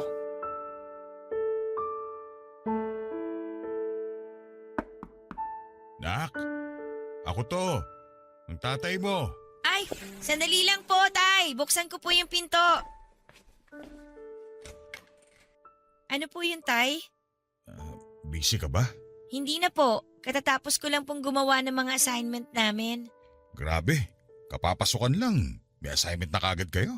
Opo, nagulat nga po ako pero sige lang. Medyo mahigpit din po kasi yung prof namin. Usap-usapan nga po sa school, nang babagsak daw po siya kapag kulang yung estudyante ng mga assignment at saka activity na pinapagawa niya. Hirap talaga ng kolehiyo. Hindi ko yan naranasan kasi hindi naman ako nakatungtong dyan. Opo, mahirap nga po pero nagsisikap naman po ako. Bakit nga po pala niyo tinanong kung busy ako? May sasabihin sana ako. Pasok na lang po muna kayo dito sa kwarto, tay. Salamat. Dito na ako sa kama mo uupo ha. Sige po. Ano po ba yung sasabihin niyo? Ang totoo, nahihiya ako sa iyo anak. Bakit naman po? Kasi kasalanan ko kaya nasira ang pamilya natin. Kung hindi dahil sa akin nandito pa sana ang nanay mo. Walang ibang dapat sisihin dito, kundi ako. Matanong nga kita, galit ka ba sa akin? Ay. Opo, tay. Hindi naman kita masisisi. Galit din ako sa sarili ko. Huli na nung naisip kong malaking kasalanan yung nagawa ko sa pamilya natin. Pero ano po ba kasing nangyari? Bakit ba kayo nagiinom ng alak? Naimpluwensyahan lang naman ako ng barkada ko. Kilala niyo naman akong hindi umiinom ng alak, hindi ba? Opo. Kaya nga po gulat na gulat ako tsaka takantaka kami ni nanay sa pagbabago nyo. Ako rin. Hindi ko akalain na sasagarin ko yung limitasyon ko. Noong una, sabi ko sa sarili ko titikim lang ako. Ayos lang naman na paunti-unti, hindi ba? Hanggang sa nasarapan ako. Para akong bumalik sa pagkabinata. Yun bang walang iniisip na ibang tao basta magawa ko lang yung gusto ko. Tapos hinahanap-hanap na ng sistema ko yung alak at di ko na nga napigilan ng sarili ko na uminom at magpakalasing. Kaya lang, doon ko rin nalaman kung sino ako kapag napapasukan ng alak yung sistema ko. Nag-iibang tao ako. Nagiging magagalitin at mainitin ang ulo. Parang hindi ko na kayo kilala ng nanay mo. Pati nga lola mo nasasagot ko na. Tapos nasaktan ko rin ng nanay mo kaya siguro natakot siya sa akin. Nagsawa. At yun, napagod na lang. Naiintindihan ko rin naman po si nanay. Matagal din niya kayong tiniis. Ilang taon din po yung simula nung magbisyo kayo. Pero parang baliwala na lang kami sa inyo. Lalo na si nanay. Kaya yun, nagsawa na lang siya. Tama nga po yung sinabi ng teacher ko nung high school na hindi lang sugal at bawal na gamot ang nakakasira ng buhay at pamilya ng isang tao. Kasama na rin po dun yung alak. Sana lang po talaga nung una pa lang iniwasan nyo na. Ay, kaso nangyari na. Nasagad na sa akin ang nanay mo, kaya iniwan niya na tayo. Kaya nga po nagagalit ako sa inyo. Pero kahit anong gawin ko tatay ko pa rin naman po kayo Malaki po yung utang na loob ko sa inyo ni nanay dahil inampun niyo ako nung maliit pa lang ako. Patawarin mo ako, anak. Masyado ako nadala sa bisyo ko kaya nasira ang pamilya natin. Ngayon, hindi ko na alam ang gagawin ko para makumbinsi bumalik sa bahay natin ang nanay mo. Sana pwede kong ibalik ang nakaraan. Pag nangyari yun, hindi na ako gagawa ng bagay na ikasisira natin. Iiwasan ko na yung alak pati na rin yung mga barkada ko. Pero dahil nga imposible na yun, sa'yo na lang ako babawi. Buti na lang din pinaiwan ka ng nanay mo sa akin. Alam niyo naman po na mas gusto kong sumama kay nanay, di ba? Pero nakinig po ako sa kanya nung sinabi niyang magpaiwan ako dito dahil wala kayong kasama. Alam ko naman na makananay ka talaga. Kaya nga, tuwan-tuwa ako kasi pumayag ka sa sinabi niya na samahan mo ko. Ayoko naman po talagang mamili sa inyo Pareho ko kayong mahal Pero naisip ko rin na baka mas mahirapan ako pag sumama ako kay nanay. Ang sabi niya, hindi pa raw niya sigurado kung saan siya pupunta. Wala rin naman akong kaklose sa mga kamag-anak niya sa Iloilo kung sakaling uuwi siya doon. Tsaka kaka-enroll ko lang din po. Nangihinayang po ako sa pag-aaral ko kung mahihinto ako. Kaya nga, kahit na hindi ako sanay na wala si nanay dito sa bahay, at kahit na malungkot na yung pamilya natin, tinitiis ko na lang po. Pakiusap ko lang po talaga tay na sana po magbago na kayo. Pangako, magbabago na ako anak. Hinding-hindi na ako babalik sa dati kong bisyo. Magpapakatino na ako at babawi sa'yo. Aasahan ko po yan tay ha. Oo naman. Salamat po. Papadudot aminado akong pinalaban ako sa pag-iiyak at paghingi ng tawad ni tatay dahil nasira niya ang pamilya namin. Kasabay noon ay lahat-lahat ng galit at hinanakit ko sa kanya ay naglaho na parang bula. Alam ko naman na simulat sa pool ay hindi siya masamang tatay. Kahit na mas close ako noon kay nanay, malapit din naman ako sa tatay ko. Kaso nung napabayaan niya kami ni nanay at ipinagpalit sa bisyo niya, ay doon ko napatunayan na hindi siya perpekto. Sinabi sa akin ng lola ko na patawarin ko na raw ang tatay dahil may katandaan na ito. Totoo naman, matagal nang panahon silang nagsama ni nanay noong bago nila ako inampon. Hindi talaga sila nagkaanak dahil si tatay ang may problema. Maswerte na lamang ako kasi naranasan ko magkaroon ng mga magulang kahit na sa huli ay naghiwalay pa rin sila.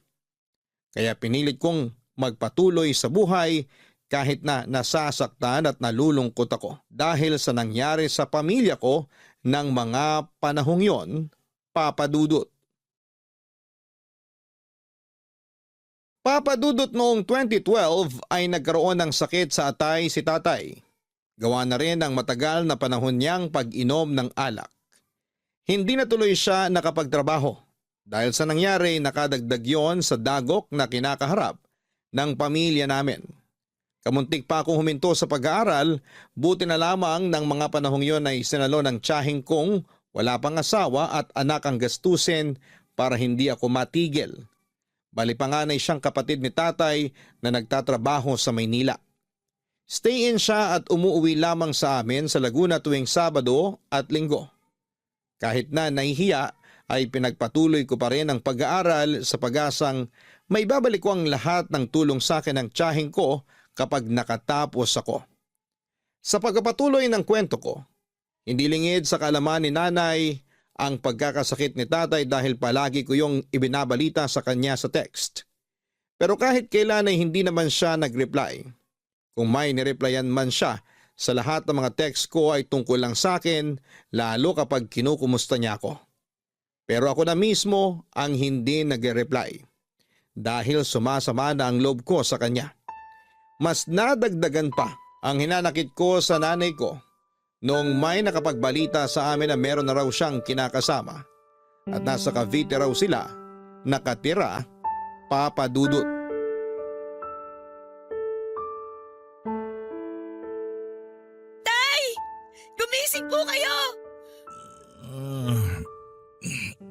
Bakit ba? Gumising kayo sabi! Aray ko naman! Bakit ka ba nangahampas? Nagtanong pa talaga kayo? Kagagaling ko lang sa school, tapos inabutan ko umiiyak si Lola dun sa labas. Ang sabi niya, lasing na naman daw kayo. Kaya pinagising ka niya sa akin. Kausapin daw kita. Ay naman, di ba may sakit na kayo? Bawal na sa inyong uminom ng alak. Alam ko naman kaso hindi ko napigilan eh. Hinahanap-hanap ng katawan ko. Sakto, malungkot din ako ngayon. Pagbigyan mo na ako. Bakit ko kayo pagbibigyan? Ay may sakit na nga kayo. Ay naman eh, hindi naman kayo nakikinig eh. Siguro nagpapakamatay na kayo, no? Oh, bakit kayo umiiyak? Kasi hindi ka nakikinig sa akin. Nagagalit ka na lang kaagad dyan. Tapos sinisigawan mo pa ako. Tama ba yun? Sinisigawan na lang pala ng mga anak kayo ng tatay nila? Nag-aalala lang po ko sa inyo kaya tumataas yung boses ko. Tsaka para namang hindi ako nakikinig sa inyo. Sabi ko malungkot ako kaya ako uminom. Hindi mo man lang tinanong kung bakit ako malungkot. Nagalit ka na kagad sa akin. O sige, sabihin ninyo. Bakit po ba kayo malungkot?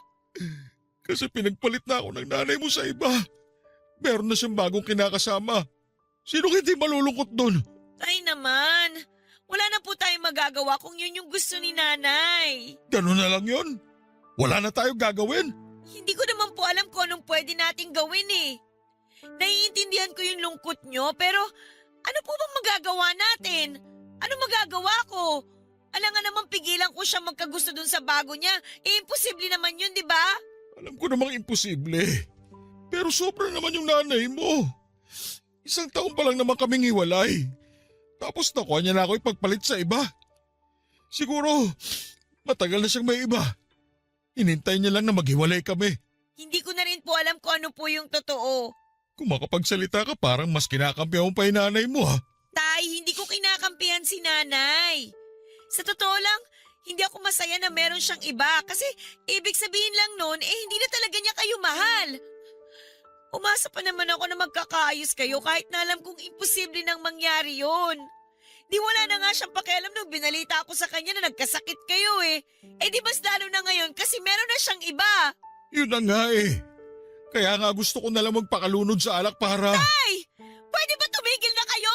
Bakit ka ba naninigaw? Kasi hindi kayo nakakaintindi. Anong hindi ko naiintindihan? Sige, paintindi mo sa akin. Ipapaalala ko lang sa inyo to, Tay, ha? Nangako kayo sa akin na hindi na kayo babalik sa dati niyong bisyo. Ang sabi niyo pa nga, gusto niyong bumawi sa akin. Naiintindihan ko naman na hindi na kayo makakabawi sa akin kasi nga nagkasakit na kayo.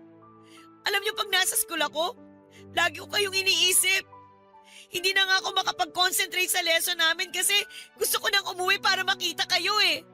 Natatakot ako na baka isang araw mawala na lang kayo sa akin. Pero parang kayo naman yung walang pakialam. Pasensya ka na. Hindi ko alam na ganyan na pala yung pinagdadaanan mo. Akala ko ako lang yung nahihirapan. Pati na rin pala ikaw. Hindi lang naman po ako. Pati sina Lola tsaka si Tia. Pero hindi naman kami nagre-reklamo eh. Dahil mahal namin kayo. Wala kaming ibang gusto kundi gumaling kayo. Kaya dapat alagaan nyo naman mabuti yung sarili nyo. Kaya lang hindi naman ganun yung nangyayari eh. Laging sinasabi sa akin ni Lola na ang hirap yung painumin ng gamot. Tapos kumakain pa kayo ng mga pagkain na bawal sa inyo. Ngayon naman, malalaman ko uminom kayo ng alak. Ano na lang ang mangyayari sa inyo niyan, Tay? Hindi ko na kasi talaga alam yung gagawin ko. Nawawala na ako ng pag-asa na gagaling pa ako sa pesteng sakit na to. Tapos, dinagdagan pa ng nanay mo yung sama ng loob ko. Hayaan niyo na po si nanay. Hindi niya na tayo mahal eh. Pinagpalit na nga niya tayo sa iba, di ba? Sign na yon para tigilan na natin siya. Kung doon siya masaya, di bahala siya sa buhay niya. Hindi ko yata kaya yung sinabi mo. Hindi naman yun ganun kadali. Kaya nyo, pero ayaw nyo lang gawin. Dahil hanggang ngayon, iniisip nyo pa rin si nanay. Tapos siya, wala nang pakialam sa inyo. Napaka-unfair niya, kaya nga galit ako sa kanya eh. Tay, kahit ako na lang po yung gawin yung dahilan para gumaling. Kahit hindi na po si nanay. Total naman, hindi niya na tayo mahal eh. Kaya nga, Tay, hayaan na natin siya. Nakikiusap ako sa inyo, Tay. Parang awa niyo na.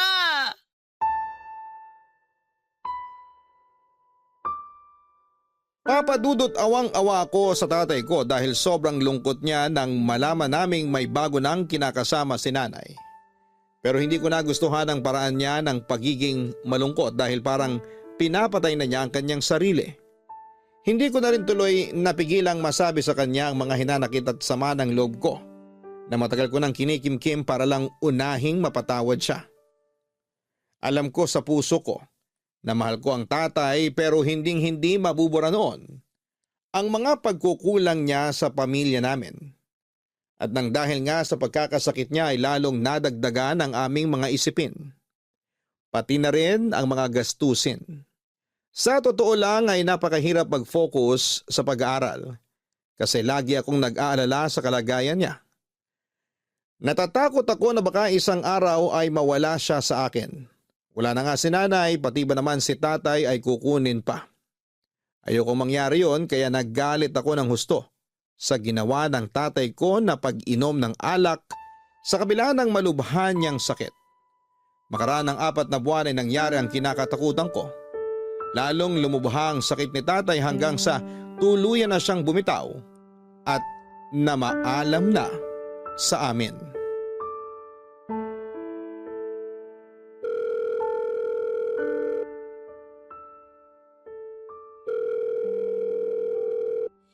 Nay, sige na po. Sagutin niyo na po yung tawag.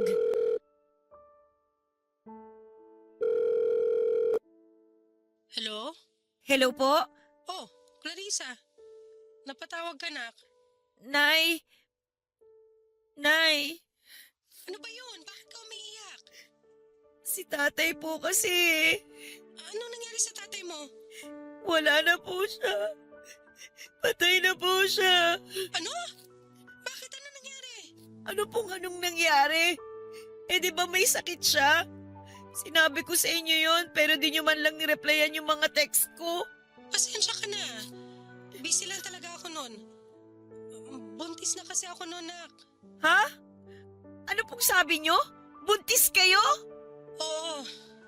Sa wakas magkakaanak na ako. Yung galing talaga sa akin, kaya lang sinabi ng OB ko na delikado raw yung pagbubuntis ko gawa na ng edad ko. Milagrong araw na nabuntis pa ako eh. Pinayuhan niya ako na wag muna magkikikilos at bawal din ma-stress. Kaya pasensya na kung hindi ko nireplyan yung mga text mo nung nagkasakit ang tatay mo. Pero ganun ba talaga kadelikado yung pagbubuntis nyo para hindi kayo mag-reply kahit isang beses tungkol sa sitwasyon ni tatay? Hindi ka ba nakikinig? Sinabi ko na nga delikado, di ba? Ayoko namang mapahamak yung anak ko. Tsaka wala na ako magagawa kung nagkasakit yung tatay mo. Hindi naman ako doktor para pagalingin siya. Kasalanan naman niya kung bakit siya nagkasakit, di ba? Kaiinom niyo ng alak. Masyado kasi siyang abusado sa katawan niya nung araw. Nay! Narinig niyo po ba yung sinasabi niyo? Nakuha niyo pa talagang sisihin si tatay dahil nagkasakit siya? Ang sama niyo naman! Huwag mo ako sigawan, ha? Bababaan kita ng tawag. Teka, Nay! Kaya nga huwag ka sumigaw. Nai-stress ako eh. Tapos kung ano-ano pang binabalita mo sa akin. Ano kung ano-anong binabalita ko sa inyo? Hindi po ibang tao yung pinag-uusapan natin. Si tatay po yun, Nay! Tsaka, hindi man lang po ba kayo nalungkot kasi wala na siya? Nalungkot naman. Kaya rin po ako napatawag sa inyo para pakiusapan po kayo na sana makapunta po kayo sa burol niya. Ha? Sige na po, Nay. Para naman makita niyo rin siya kahit na sa huling pagkakataon. Ano kasi? Ano pong ano kasi? Hindi pa ako pwedeng lumabas-labas. Malapit na kasi ang kabuanan ko. Eh, paano na lang kung may mangyaring masama sa baby ko? Magagawan mo ba ako ng panibago? Naririnig niyo ba talaga ang pinagsasasabi niyo? Pinapupunta mo pa kasi ako dyan sa burol ng tatay mo. Eh, hindi naman ako kailangan dyan. Kaya niyo na yan. Nay naman eh. Totoo naman sinabi ko ah. Tsaka galit sa akin mga kamag-anak ng tatay mo. Mamaya awayin nila ako, eh di lalo ako ma-stress. Ayoko naman mapahamak yung pinagbubuntis ko. Lagot ako nito sa kinakasama ko. Pero hindi naman po ibang tao si tatay. At saka baka nakakalimutan niyo na asawa niyo siya. Kasal po kayo, di ba? Kasal nga kami, pero napawalang bisa na yun nung namatay siya. Kaya wala na akong papel sa buhay niya. Ibig sabihin, wala na rin kayong papel sa buhay ko? Anak niyo pa rin naman ako, di ba? Kahit naampun niyo lang ako ni tatay, anak niyo pa rin ako, Nay! Magkaibang bagay naman yun. Siyempre, hindi ko pa rin nakakalimutan na anak kita. Talaga lang, ha? Simula nung iniwan niyo ako kay tatay at hindi man lang kinumusta, pakiramdam ko, kinalimutan niyo na ako. Tapos ngayon magkakaanak na kayo, saan pa ako lulugar sa buhay niyo? Clarissa naman, pwede ba huwag ka madrama? Lalo ako nai-stress sa'yo eh. Gusto ko lang naman po magsabi ng nararamdaman ko eh. Siguro tinuturuan ka nila dyan ng mga sasabihin mo sa akin, no? Bakit naman nila ako tuturuan ng mga sasabihin ko sa inyo? Para ganyan maging tono mo sa akin. Para maging pabalang ka kung magsalita. Paano ako naging pabalang sumagot sa inyo, Nay? Tsaka, mababait po ang mga kamag-anak ni tatay. Mahal nila ako, lalo na po si Lola. Hindi nila magagawa yung binibintang ninyo. Ay nako! Pakitang tao lang naman yung mga yan. Hindi ako naniniwala na mabait sila. Kasi noon nandyan ako, lagi nila ako pinagtutulungan. Lalo na yung lola mo. Keso hindi ko na mabigyan ng anak yung tatay mo, wala naman sa akin ang problema. O ayan ha, buntis na ako. Ibalita mo yan sa kanila para maniwala na wala sa akin ang diferensya. Hindi po ba talaga kayo pupunta sa burol ni tatay? Hindi pa nga ako pwede lumabas-labas, ang kulit mo naman eh. Ano bang mahirap intindihin sa sinabi ko? Akala ko ba nag-aaral ka? Bakit parang hindi ka makaintindi? Ay, mabuti pa ibababa ko na to. Inaantok na rin naman ako, gusto ko na matulog. Nay, teka, sandali lang naman po. Kinakausap ko pa po kayo eh. Kung pipilitin mo lang ako na pumunta dyan, wala na tayong dapat pag-usapan. Sana naman maintindihan mo ko. Tapos na kami ng tatay mo. Matagal na kaming hiwalay.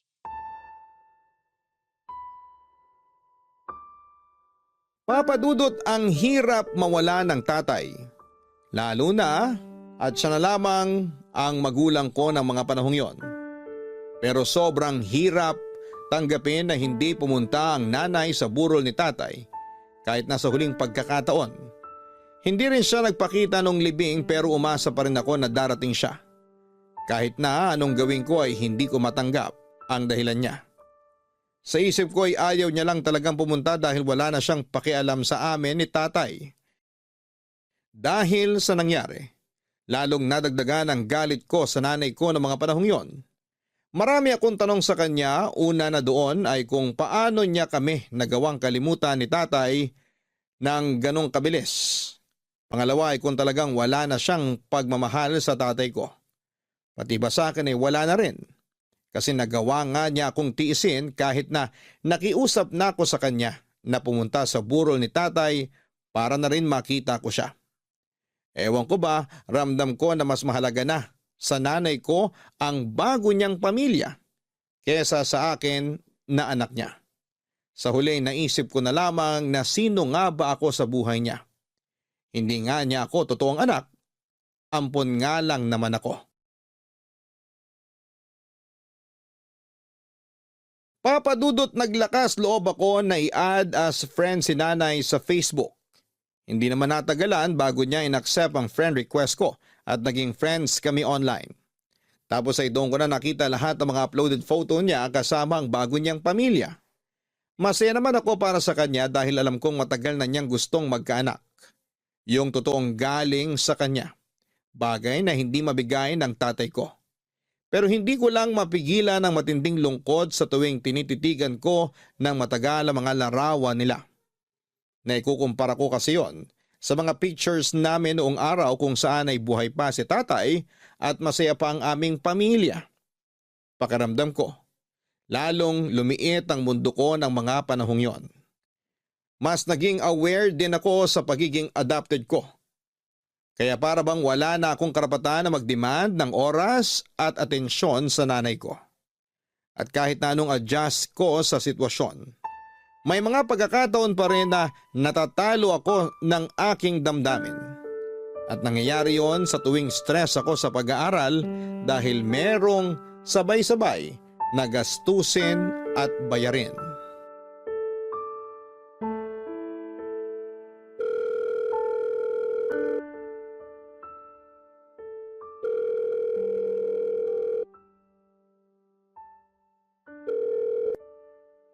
Ano ba, Clarissa? Gabing-gabi na tumatawag ka pa. Sorry po, Nay. Pero kailangan ko lang po kasi talaga ng tulong nyo. Mukha ba ako superhero? Importante lang po talaga. Kung kaya ko naman, hindi ko na po kayo iistorbohin eh. Yan tayo eh. Naaalala mo lang ako kapag may kailangan ka sa akin. Ano pong naaalala lang pag may kailangan? Baka po nakakalimutan nyo, Nay. Kayo yung hindi nagre-reply sa mga text at chat ko. Tapos idadahilan nyo busy kayo sa anak nyo. Totoo naman na busy ako sa anak ko. Ikaw kaya mag-alaga ng baby, tignan natin kung hindi ka mabusy. Ngayon na nga lang pahinga ko kasi napatulog ko na siya tapos iistorbohin mo naman ako. Importante nga lang po. Ano ba kasi yon? Kanina pa tayo nag-uusap pero hindi mo naman sinasabi yung kailangan mo. Ano po kasi... Ano nga? Pag di ka pa nagsalita, ibababa ko na itong tawag mo. Teka, Nay, magsasalita na po ako. Dali na! Nahiya po kasi ako pero wala na rin naman po akong malalapitan eh. Kayo na lang po yung naiisip ko. May project po kami sa school pero kulang na kulang po yung allowance na binibigay sa akin ni Tia. Kasama na po kasi dun yung pamasahe tsaka pagkain ko kaya kapag may kailangan bayaran sa school na medyo malaki, kukulangin po talaga.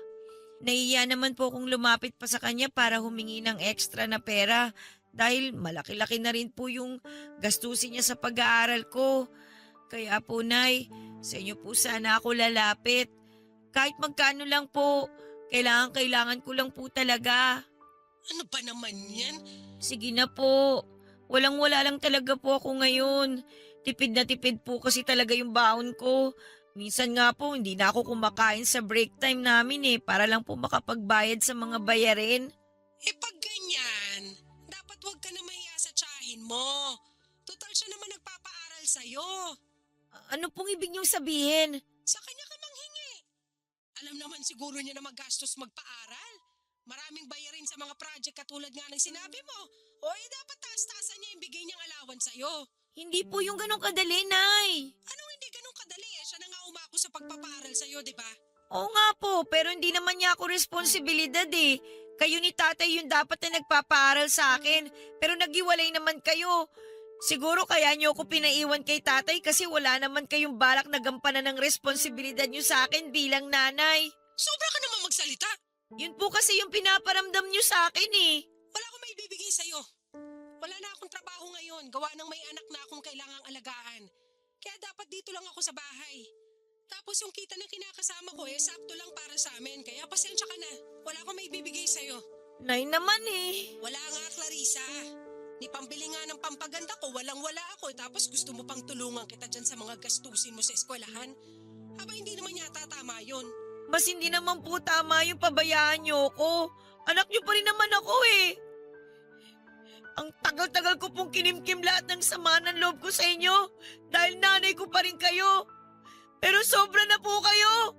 Akala niyo ba hindi ko nahahalata na marami kayong dahilan pagdating sa akin? Hindi naman ako nagdadahilan.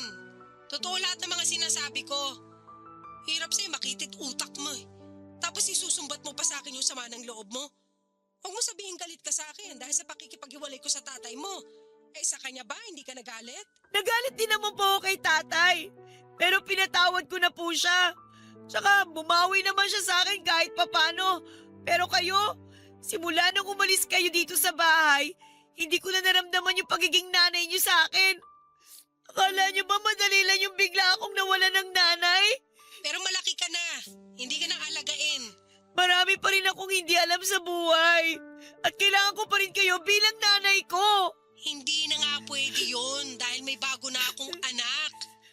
Mas kailangan niya ako kaysa sa'yo kaya pasensya na talaga. Sige, kapag nakaluwag-luwag ako, padadalang kita ng pera. Pero sa ngayon magtiis ka na muna. Pero kung hindi mo na talaga kaya, mas maganda kung huminto ka na sa pag-aaral. Sa totoo lang kasi tayo. Papadudot hindi nangyari na pinadalhan ako ng pera ni nanay. Lumipas na lamang ang ilang araw pero parang sinabi lang niya yun para paasahin ako. Dismayado na ako sa nanay ko dahil wala na talaga siyang pakialam sa akin. Pakiramdam ko ay namamalimos na lamang ako ng atensyon sa kanya ng mga panahong yon. Sa totoo lang ay ayaw ko naman talagang hingin ang tulong niya. nang hindi siya pumunta sa burol ni tatay. Pero hiyang-hiya na ako sa tiyahin ko na nagpapaaral sa akin ng mga panahong yon. Alam naman natin na magastos magkolehiyo at habang tumatagal ay mas doble ang ginagastos ko kaysa sa baon ko na natatanggap ko. Tulad ng sinabi ko ay doon ko rin kinukuha ang pamasahe at pangkain ko kaya kulang na kulang talaga. Pero hindi naman ako nagreklamo. Thankful ako kaya lang ay hindi ko mapigil ang dumaing. At matapos nga kung hindi tulungan ni nanay ay wala na akong nagawa kundi ang mas kayanin ang lahat. Kung paano ako naghigpit ng sinturon para makatipid noon ay mas hinigpitan ko pa lalo. Mabilis na lumipas ang 1 taon at laking gulat ko na lamang nang nag-chat sa akin ang kapatid ko. Bali ate ko siya sa biological parents namin. Noong bagong taon kasi ng 2013 ay bigla nila akong pinag-a-add sa Facebook ng iba pa naming kapatid at kamag-anak. Gusto kasi ng tiyahin ko na kapatid ng biological father ko na magkakilala kaming magpipinsan. Sabi ko nga alam kong ampun lamang ako ng kinilalang nanay at tatay ko. Hindi rin naman nila tinago sa akin yon. Kilala rin nila ang tiyo ko na kapatid ng totoo kong tatay. 5 raw kasi kaming magkakapatid na babae at kamamatay lang ng tatay namin noon. 2 taong gulang pa lamang ako at may pinagbubuntis pa ang mama Salve ko bago kami iniwan ng tatay namin. Fast forward. Ang dahilan kung bakit sinata ko ng ate ko ay upang sabihin na gusto raw nila akong makita dahil lumawas sila sa Maynila galing sa Zamboanga. Kahit na nag-aalinlangan ako, sa huli ay pinagbigyan ko pa rin ang kanilang kahilingan. Kasama ko ang lola ko noong nakipagkita ako sa kanila sa isang mall sa lugar lang namin, Papa Dudut.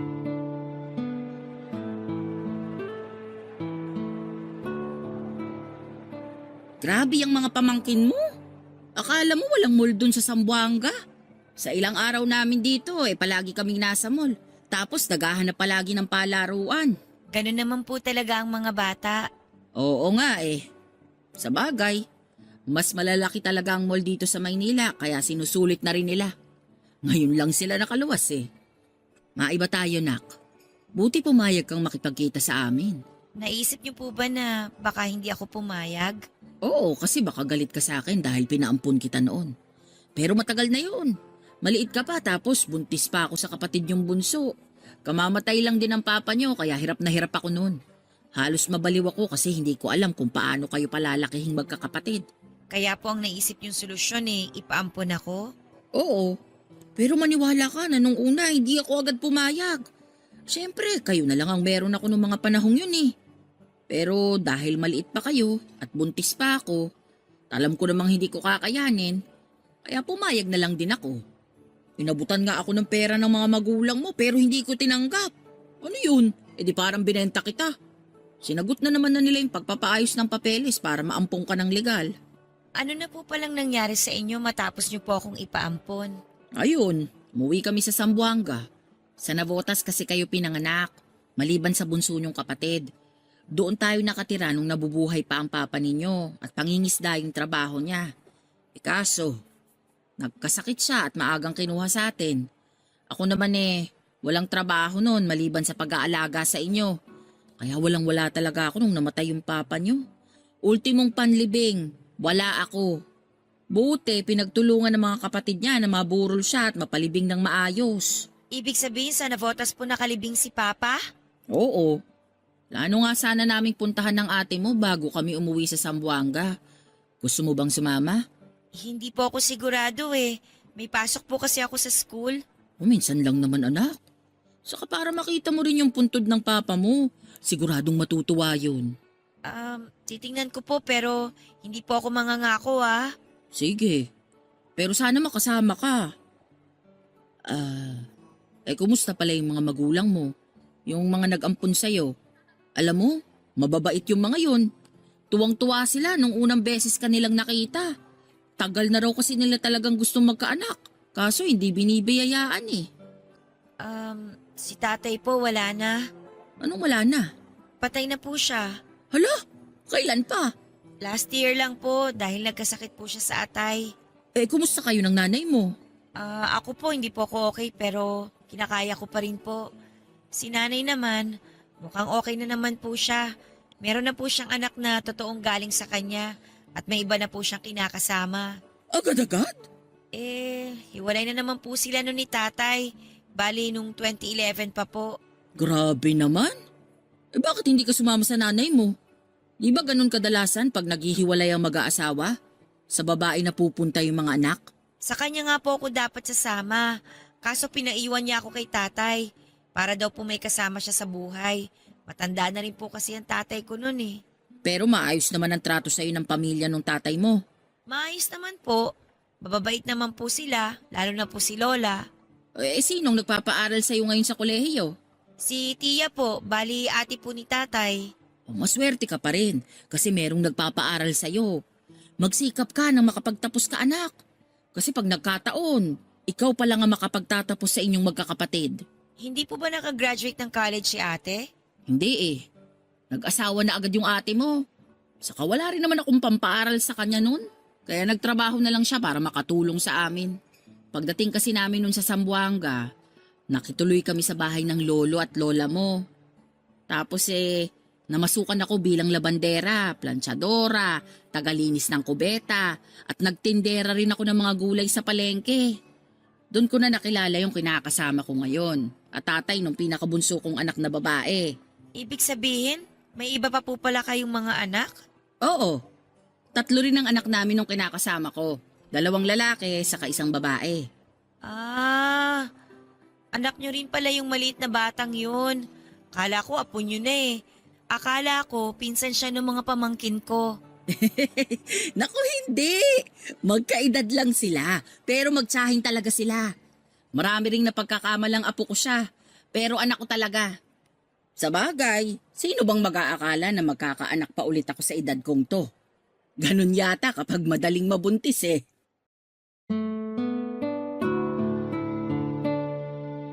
Papa Dudut, dapat masaya ako dahil sa wakas ay nakita at nayakap ko na ang biological mother ko. Pero wala akong maramdaman ni katiting na ligaya ng mga panahong yon. Oo, at maayos ako nakipag-usap sa kanila, lalo na sa mama ko. Pero hindi ko talaga mahanap sa puso ko yung kaligayahan na nararamdaman ng ibang anak na pinaampon at pagkalipas ng mahabang panahon ay nakita ang tunay na magulang. Para sa akin ay normal na araw lang yon. Naisip ko pa nga na sana'y matapos na ang araw na yon para makauwi na kami ni Lola. Pagod na pagod din kasi ako noon sa mga pamangking ko sa ate dahil sobrang lilikot at ligalik. Dagdag pa yung bunsong kapatid kong babae sa mama ko. Hindi ako sanay sa mga bata kaya para bang na-culture shock ako noong nagkita kami. Bali ang ate ko kasama ang asawa niya at 2 anak na lalaki. Si mama kasama ang bunso niyang anak na babae sa bago niyang kinakasama. Ako at si Lola ang nagkita-kita ng araw na yon. Yung iba kong mga kapatid ay nasa Zamboanga. May isa nang namatay dahil sa heart problem na aminado akong kinalungkot ko. Nang natapos ang araw na yon, tahimik lang ako habang pauwi kami ni Lola sa bahay. Nag-alala pa nga siya dahil akala niya may sakit ako. Pero sinabi ko lang sa kanya na napagod lang ako ng husto. Papadudot ng sumunod na araw ay nakita ko na lamang na naka-upload na sa Facebook ang picture namin ng biological mother ko kasama ang half-sister ko. Ate ko, mga anak niya at mister niya. Marami sa mga kamag-anak namin ang nag-like ng mga picture. Pero meron din akong nabasang comment na masaya raw sila dahil sa wakas ay nagkita-kita na kami. Habang tinitingnan ko ang mga picture namin ay hindi talaga maitatanggi na para kaming pinagbiyak na bunga ng ate ko. Kamukha ko rin ang mama ko pero habang tumatagal ay bigla na lamang akong naluha kaya tinigilan ko na ang pagtingin sa mga pictures. Kaso'y kinahaponan ding yon ay galit na umuwi ang tiyahin ko galing sa trabaho niya sa Maynila. Dali-dali raw talaga siyang umuwi sa amin sa pagsanhan dahil nakita raw niya ang mga uploaded picture namin ng biological mother at mga kapatid ko na nakatag sa akin sa Facebook. Pinagalitan niya rin si Lola dahil pumayag na makipagkita ako sa totoo kong nanay. Katuwiran ni Lola wala naman daw masama doon dahil naging maayos naman ang lahat. Pero ayon ng tiyahin ko na umeeksena sa buhay ko ang mama at mga kapatid ko lalo ngayon na nag-aaral pa ako. Baka raw mawala ako sa focus dahil sa kanila na sa totoo lang ay nangyari ng mga panahong yon, Papa Dudut.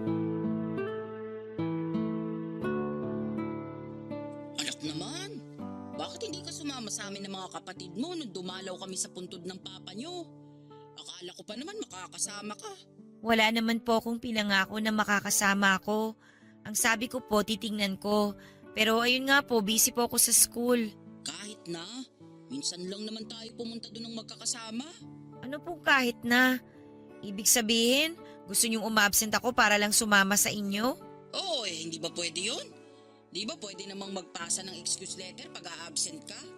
Baka po nakakalimutan niyo na hindi na po ako high school. College na po ako. Nag-aaral ka pa rin naman, pareho lang yun. Ay, hindi po pareho yun. Magkaiba po. Mas mahigpit na po sa college. May mga professor po ako na nambabagsak kapag absent sa klase nila. Kahit isang beses lang po sa buong semester. Kaya po hindi po ako pwede basta-basta na lang umabsent para lang po sumama sa inyo. Sobra ka namang magsalita. Ayaw mo na ba kaming makita? Saan naman po galing yan? Naisip ko lang base sa pananalita mo. Hindi po yan ang ibig kong sabihin. Para sa akin, gano'n na rin yun. Ay, grabe ka, nak. Nakakatampo ka. Bakit naman po kayo magtatampo? Dapat nga po matuwa kayo kasi nag-aaral ako mabuti. Yung pag-aaral mababalikan mo naman sa susunod na araw. Pero yung araw na sana sumama ka sa amin ng mga kapatid mo para madalaw yung puntod ng papa mo, matagal uli bago mangyari. Baka nga hindi agad-agad mangyari kasi uuwi na kami sa Zamboanga sa susunod na linggo. Huwag niyo na po akong konsensyahin. Hindi ko naman po ginusto na maging busy nung araw na yun Hindi raw ginusto. Ang sabihin mo, sinadya mong maging busy para hindi makapunta. Akala mo hindi ko napapansin, natahimik ka lang nung unang beses na nakita tayo. Tapos parang naiinis ka pa na nakasama mo yung mga pamangkin mo. Tama ba yon? Noon lang tayo nagkita tapos ganun pang ugali mo. Ano pong mali doon? Sabi niyo nga noon lang kami nagkita. Noon lang din po tayo nagkita. Dapat po ba nagtatatalon ako sa tuwa? Hindi naman sa ganun. Pero sana nakipaglaro ka man lang sa mga pamangkin mo. Nakipaglaro naman po ako sa kanila. Hindi nga lang po matagal kasi napagod kagad ako. Kasi naman ang kukulit nila Natural, mga bata yun Ano pa bang aasahan mo sa mga bata? Di maglilikot talaga.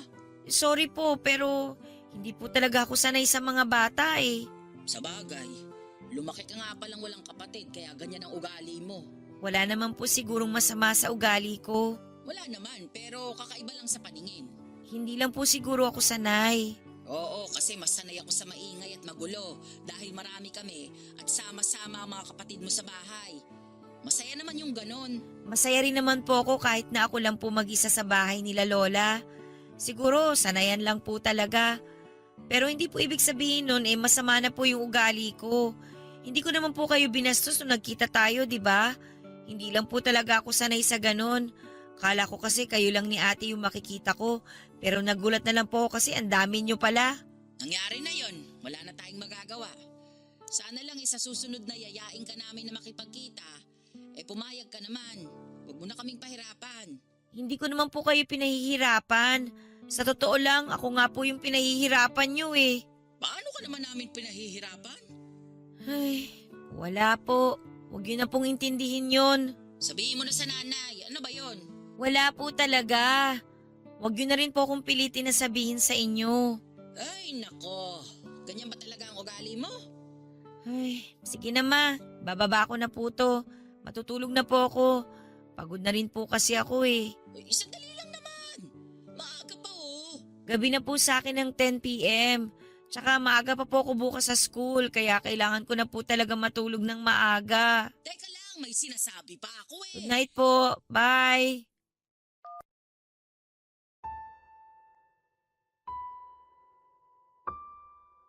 Papa Dudut, alam ko naman na gusto lang sulitin ng mama ko ang mga panahon na nasa Maynila sila. Kaya gusto nila akong makita palagi. Pero dahil nga busy ako sa school at ayaw ng tiyahing ko na makipagkita ako sa kanila, ako na ang naipit.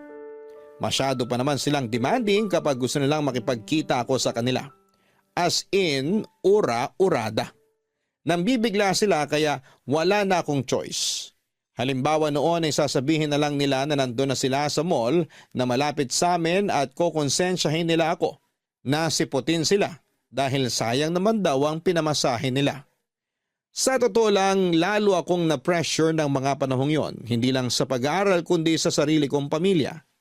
Doon ko na na-realize na tama ang tiyahing ko dahil ginulo lamang nila ako. Hindi naman ako galit sa kanila pero feeling ko wrong timing ang pagkikita namin ng mga panahong yon. Dagdagan pa ng nanay ko na nagsimulang mag-message sa akin sa Messenger dahil galit daw siya. Na nakipagkita ako sa biological mother ko samantalang hindi ko man lang siya magawang kumustahin. Guilty ako doon dahil nilimitahan ko na ang pagme-message sa kanya kasi wala rin naman akong napapala. Hindi ko na alam ang gagawin ko ng mga panahong yon. Para na akong masisiraan ng ulo. Sobrang hirap na ang kalooban ko dahil hindi ko alam kung sino ang susundin at uunahin sa kanilang lahat. Dagdagan pa noong pag-aaral ko na napakaraming gastusin at bayarin tapos ay wala pa akong malapitan, Papa Dudut.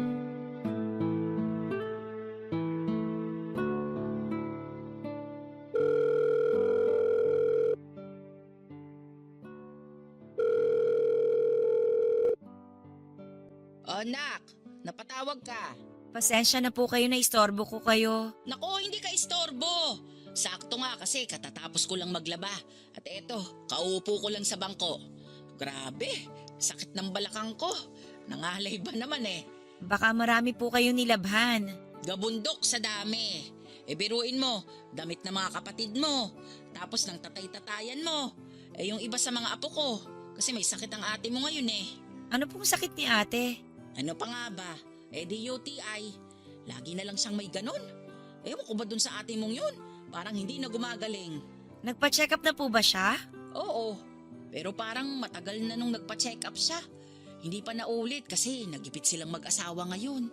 Ilang araw na rin yung sakit niya. Yung asawa kasi niya, nadisgrasya sa motor. Tapos daming galos ng bayaw mo. Kawawa naman. Pati yung kasama niya. Tapos mga anak nila may ubot sipon.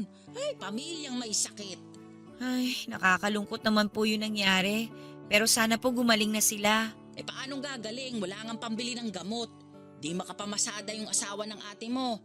Gawa nga nang nagpapagaling pa sa mga galo sa katawan. Tricycle driver kasi yon, pero nakikipasada lang. Ika-ika pa rin dahil nadaganan ng tambucho yung binti. Grabe pag inabot ka nga naman ng malas, no? Teka, maiba tayo. Bakit ka nga pala napatawag? Wala naman po. Sige na, sabihin mo na. Ano yon? Nahihiya po akong magsabi lalo na ngayon na marami pala kayong problema dyan. Pero wala na po kasi ako malalapitan Kaya nga, sabihin mo na. Ano ba yon? Pwede po ba akong humingi ng tulong sa inyo tungkol sa bayarin ko? Ha? Bayarin? Saan? Sa school po. May ambagan kasi kami para sa gagawin naming activity. Medyo malaki po kasi Hindi ko na po kayang kunin sa baon ko. Anak, pasensya na. Medyo gipit din kami Yung tatay-tatayan mo, panay daing ng masakit ang tiyan. Ewan kung impatso yun o ano. Ilang araw na siyang hindi makabangon sa higaan, kaya hindi makapangisda. Yung bunso mo namang kapatid, ang maliit na bata na sinama ko dyan, ayun, nahawaan ng ubot sipon ng mga anak ng ate mo. Kaninang umaga nga't sinisinat Namumroblema ako kung saan ako kukuha ng pambili ng gamot. Ganun po ba? Oo Kaya pasensya ka na kasi wala akong maibibigay. Okay lang po, ma. Sinubukan ko lang naman po. Ba't di ka nalang manghingi dyan sa tiyahin mo na nagpapaaral sa'yo? Nahihiya na po kasi ako sa kanya Ang dami na po niyang gastos sa akin. Magastos talaga ang kolehiyo. Pero mabuti na rin na nandiyan ka. Kasi kung nasa akin ka, hindi naman kita kayang pag-aralin Baka matulad ka lang sa ate mo. Kung hindi nagtatrabaho, baka nakapangasawa ng maaga. Hindi niyo po ba man lang ako pagsisikapan na igapang yung pag-aaral namin kahit mahirap? Ha? Ano bang klaseng tanong yan? Ano lang po, naisip ko lang naman. Kasi parang ang unfair po ninyo eh. Aanak-anak kayo ng marami tapos ipapaampon nyo kasi hindi nyo kayang buhayin. Abay, hindi ko namang ginusto na dumami kayo. Yung tatay niyo ang mahilig at laging mainit sa kama kaya lagi akong buntis. Kung ako lang, tama na yung 1 hanggang 2 anak dahil mahirap ang buhay. Tapos namatay pa siya ng maaga. O edi wala na akong katuwang. Kawawa naman ako. Alam mo ikaw, hindi ka dapat nagsasalita ng ganyan sa akin na nanay mo. Wala kang alam sa hirap na pinagdaanan ko noong araw. Wala rin naman po kayong alam sa hirap na pinagdaanan ko eh. Ba't sumasagot ka pa talaga? Lagi na lang hirap nyo yung mahalaga. Paano naman yung hirap ko? Hindi rin madali yung buhay ko lalo na ngayon wala na si tatay. Tsaka may iba ng pamilya si nanay. Tapos bumalik nga kayo sa buhay ko. Pero parang hindi ko rin naman nararamdaman na may mama ako. Naririnig mo ba yung mga pinagsasabi mong bata ka? Opo, naririnig ko naman ng malinaw. At matagal ko na rin tong kinikimkim. Sa totoo lang, inggit na inggit ako sa mga kaklase ko eh. Kasi kahit hindi sila mayaman, meron silang mababait at masisipag na magulang. Meron din naman ako 2 pa nga nanay ko eh, di ba? Kayo tsaka yung umampun sa akin. Pero parang pareho naman kayong wala namang pakialam sa akin. Hindi ko maramdaman na sinusuportahan niyo ako tsaka tinutulungan niyo ako. Tapos lagi pa kayo nagagalit sa akin kapag hindi ko kayo nakukumusta. Ako ba kinumusta niyo? Tinanong niyo ba kung ayos lang ako? Kung kaya ko pa ba? Hindi naman, di ba? Nakakasama kayo ng loob. Hirap niyo lang ang mahalaga sa inyo. Wala talaga kayong pakialam sa mga pinagdadaanan ko. Papadudot, pinatayan ko na ng tawag si mama ng panahong yon. Inoff ko rin ang cellphone ko pagkatapos ay tahimik akong umiyak habang nakasubsob ang mukha ko sa aking unan. Sobrang bigat kasi ng nararamdaman ko ng mga panahong yon at tanging pag-iyak na lang ang kaya kong gawin. Pakiramdam ko ay wala na akong lakas para magsalita, magalit o lumaban. Nalulungkot ako at nasasaktan ng husto dahil may 2 nga akong nanay pero hindi ko naman sila maramdamang pareho. Napapagod na rin ako sa mga demand nila ng pakikipagkita sa akin kahit busy ako sa school. Hindi ko sila mapagbigyan kasi hindi rin naman nila ako tinutulungan financially. Mabuti sana kung may trabaho na ako noon, estudyante pa lamang ako. Saka nanay ko sila. Hindi naman siguro sobra na humingi ako ng tulong sa kanila. Sa kabila ng lahat ay alam kong hindi ko na sila maaasahan kaya ako na mismo ang gumawa ng paraan upang tulungan ang aking sarili. Matagal ko na rin namang pinag-iisipan ang pag-working student lalo na noong nagkaroon ako ng maluwag na schedule sa klase noong sumunod na semestre. Nag-part-time ako sa printing shop na malapit lang din sa aming university. At aaminin ko na malaki ang naitutulong ng sweldo ko doon para tustusan ang mga gastusin ko sa eskwelahan. Proud ako sa sarili ko dahil nakaya kong tumayo sa sarili kong mga paa. Hindi nagtagal, nakagraduate ako at natupad ko ang pangarap kong maging teacher. Sobrang proud sa akin ang 2 nanay ko. Kapwa rin naman sila humingi ng sorry sa akin dahil sa sama ng loob ng ibinigay nila sa akin at pinatawad ko na sila dahil ayokong may daladalang mabigat sa aking dibdib. Sa kasalukuyan ay nandito na ako sa Pampanga dahil taga rito ang mister ko. Yung nanay ko na umampun sa akin ay nasa Cavite pa rin kasama ang pamilya niya.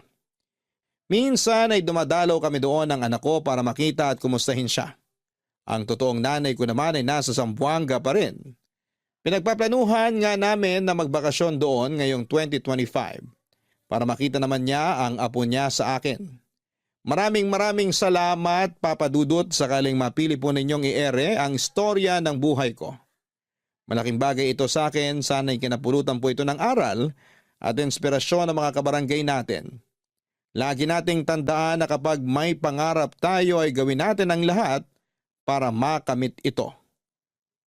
Pag para sa atin ang isang bagay, ibibigay yon sa atin kahit na anong mangyari. God bless po sa inyong istasyon and more power. Ang inyong forever kapuso at kabarangay, Clarissa. Mga kabarangay, ang pagkakaroon ng pangarap ang nagsisilbing gasolina o motivation ng isang tao upang magpatuloy. Kapag may goal tayo sa buhay ay hindi tayo hihinto o susuko hanggat hindi natin ito nakakamit. At kahit na matagal at mahirap ang mga pinagdaanan natin, magsisilbi nating lakas ang ating mga pangarap. Yan ang eksaktong karanasan na ibinahagi sa atin ngayong Sabado ng kabarangay nating si Clarissa. Magsilbi rin sanang inspirasyon sa mga magulang ang kwento ng ating letter sender para paghandaan at pagsikapan ang hinaharap ng ating mga anak. Responsibilidad natin sila at hindi natin dapat pabayaan. Hiniling natin sila sa may kapal at dinala sa mundong ito upang bigyan tayo ng kasiyahan. Kaya marapat lang na huwag natin silang ipagpalit sa mga bagay na wala namang pakinabang sa buhay natin. Hanggang sa muli, ako po si Papa Dudut sa mga kwento ng pag-ibig buhay.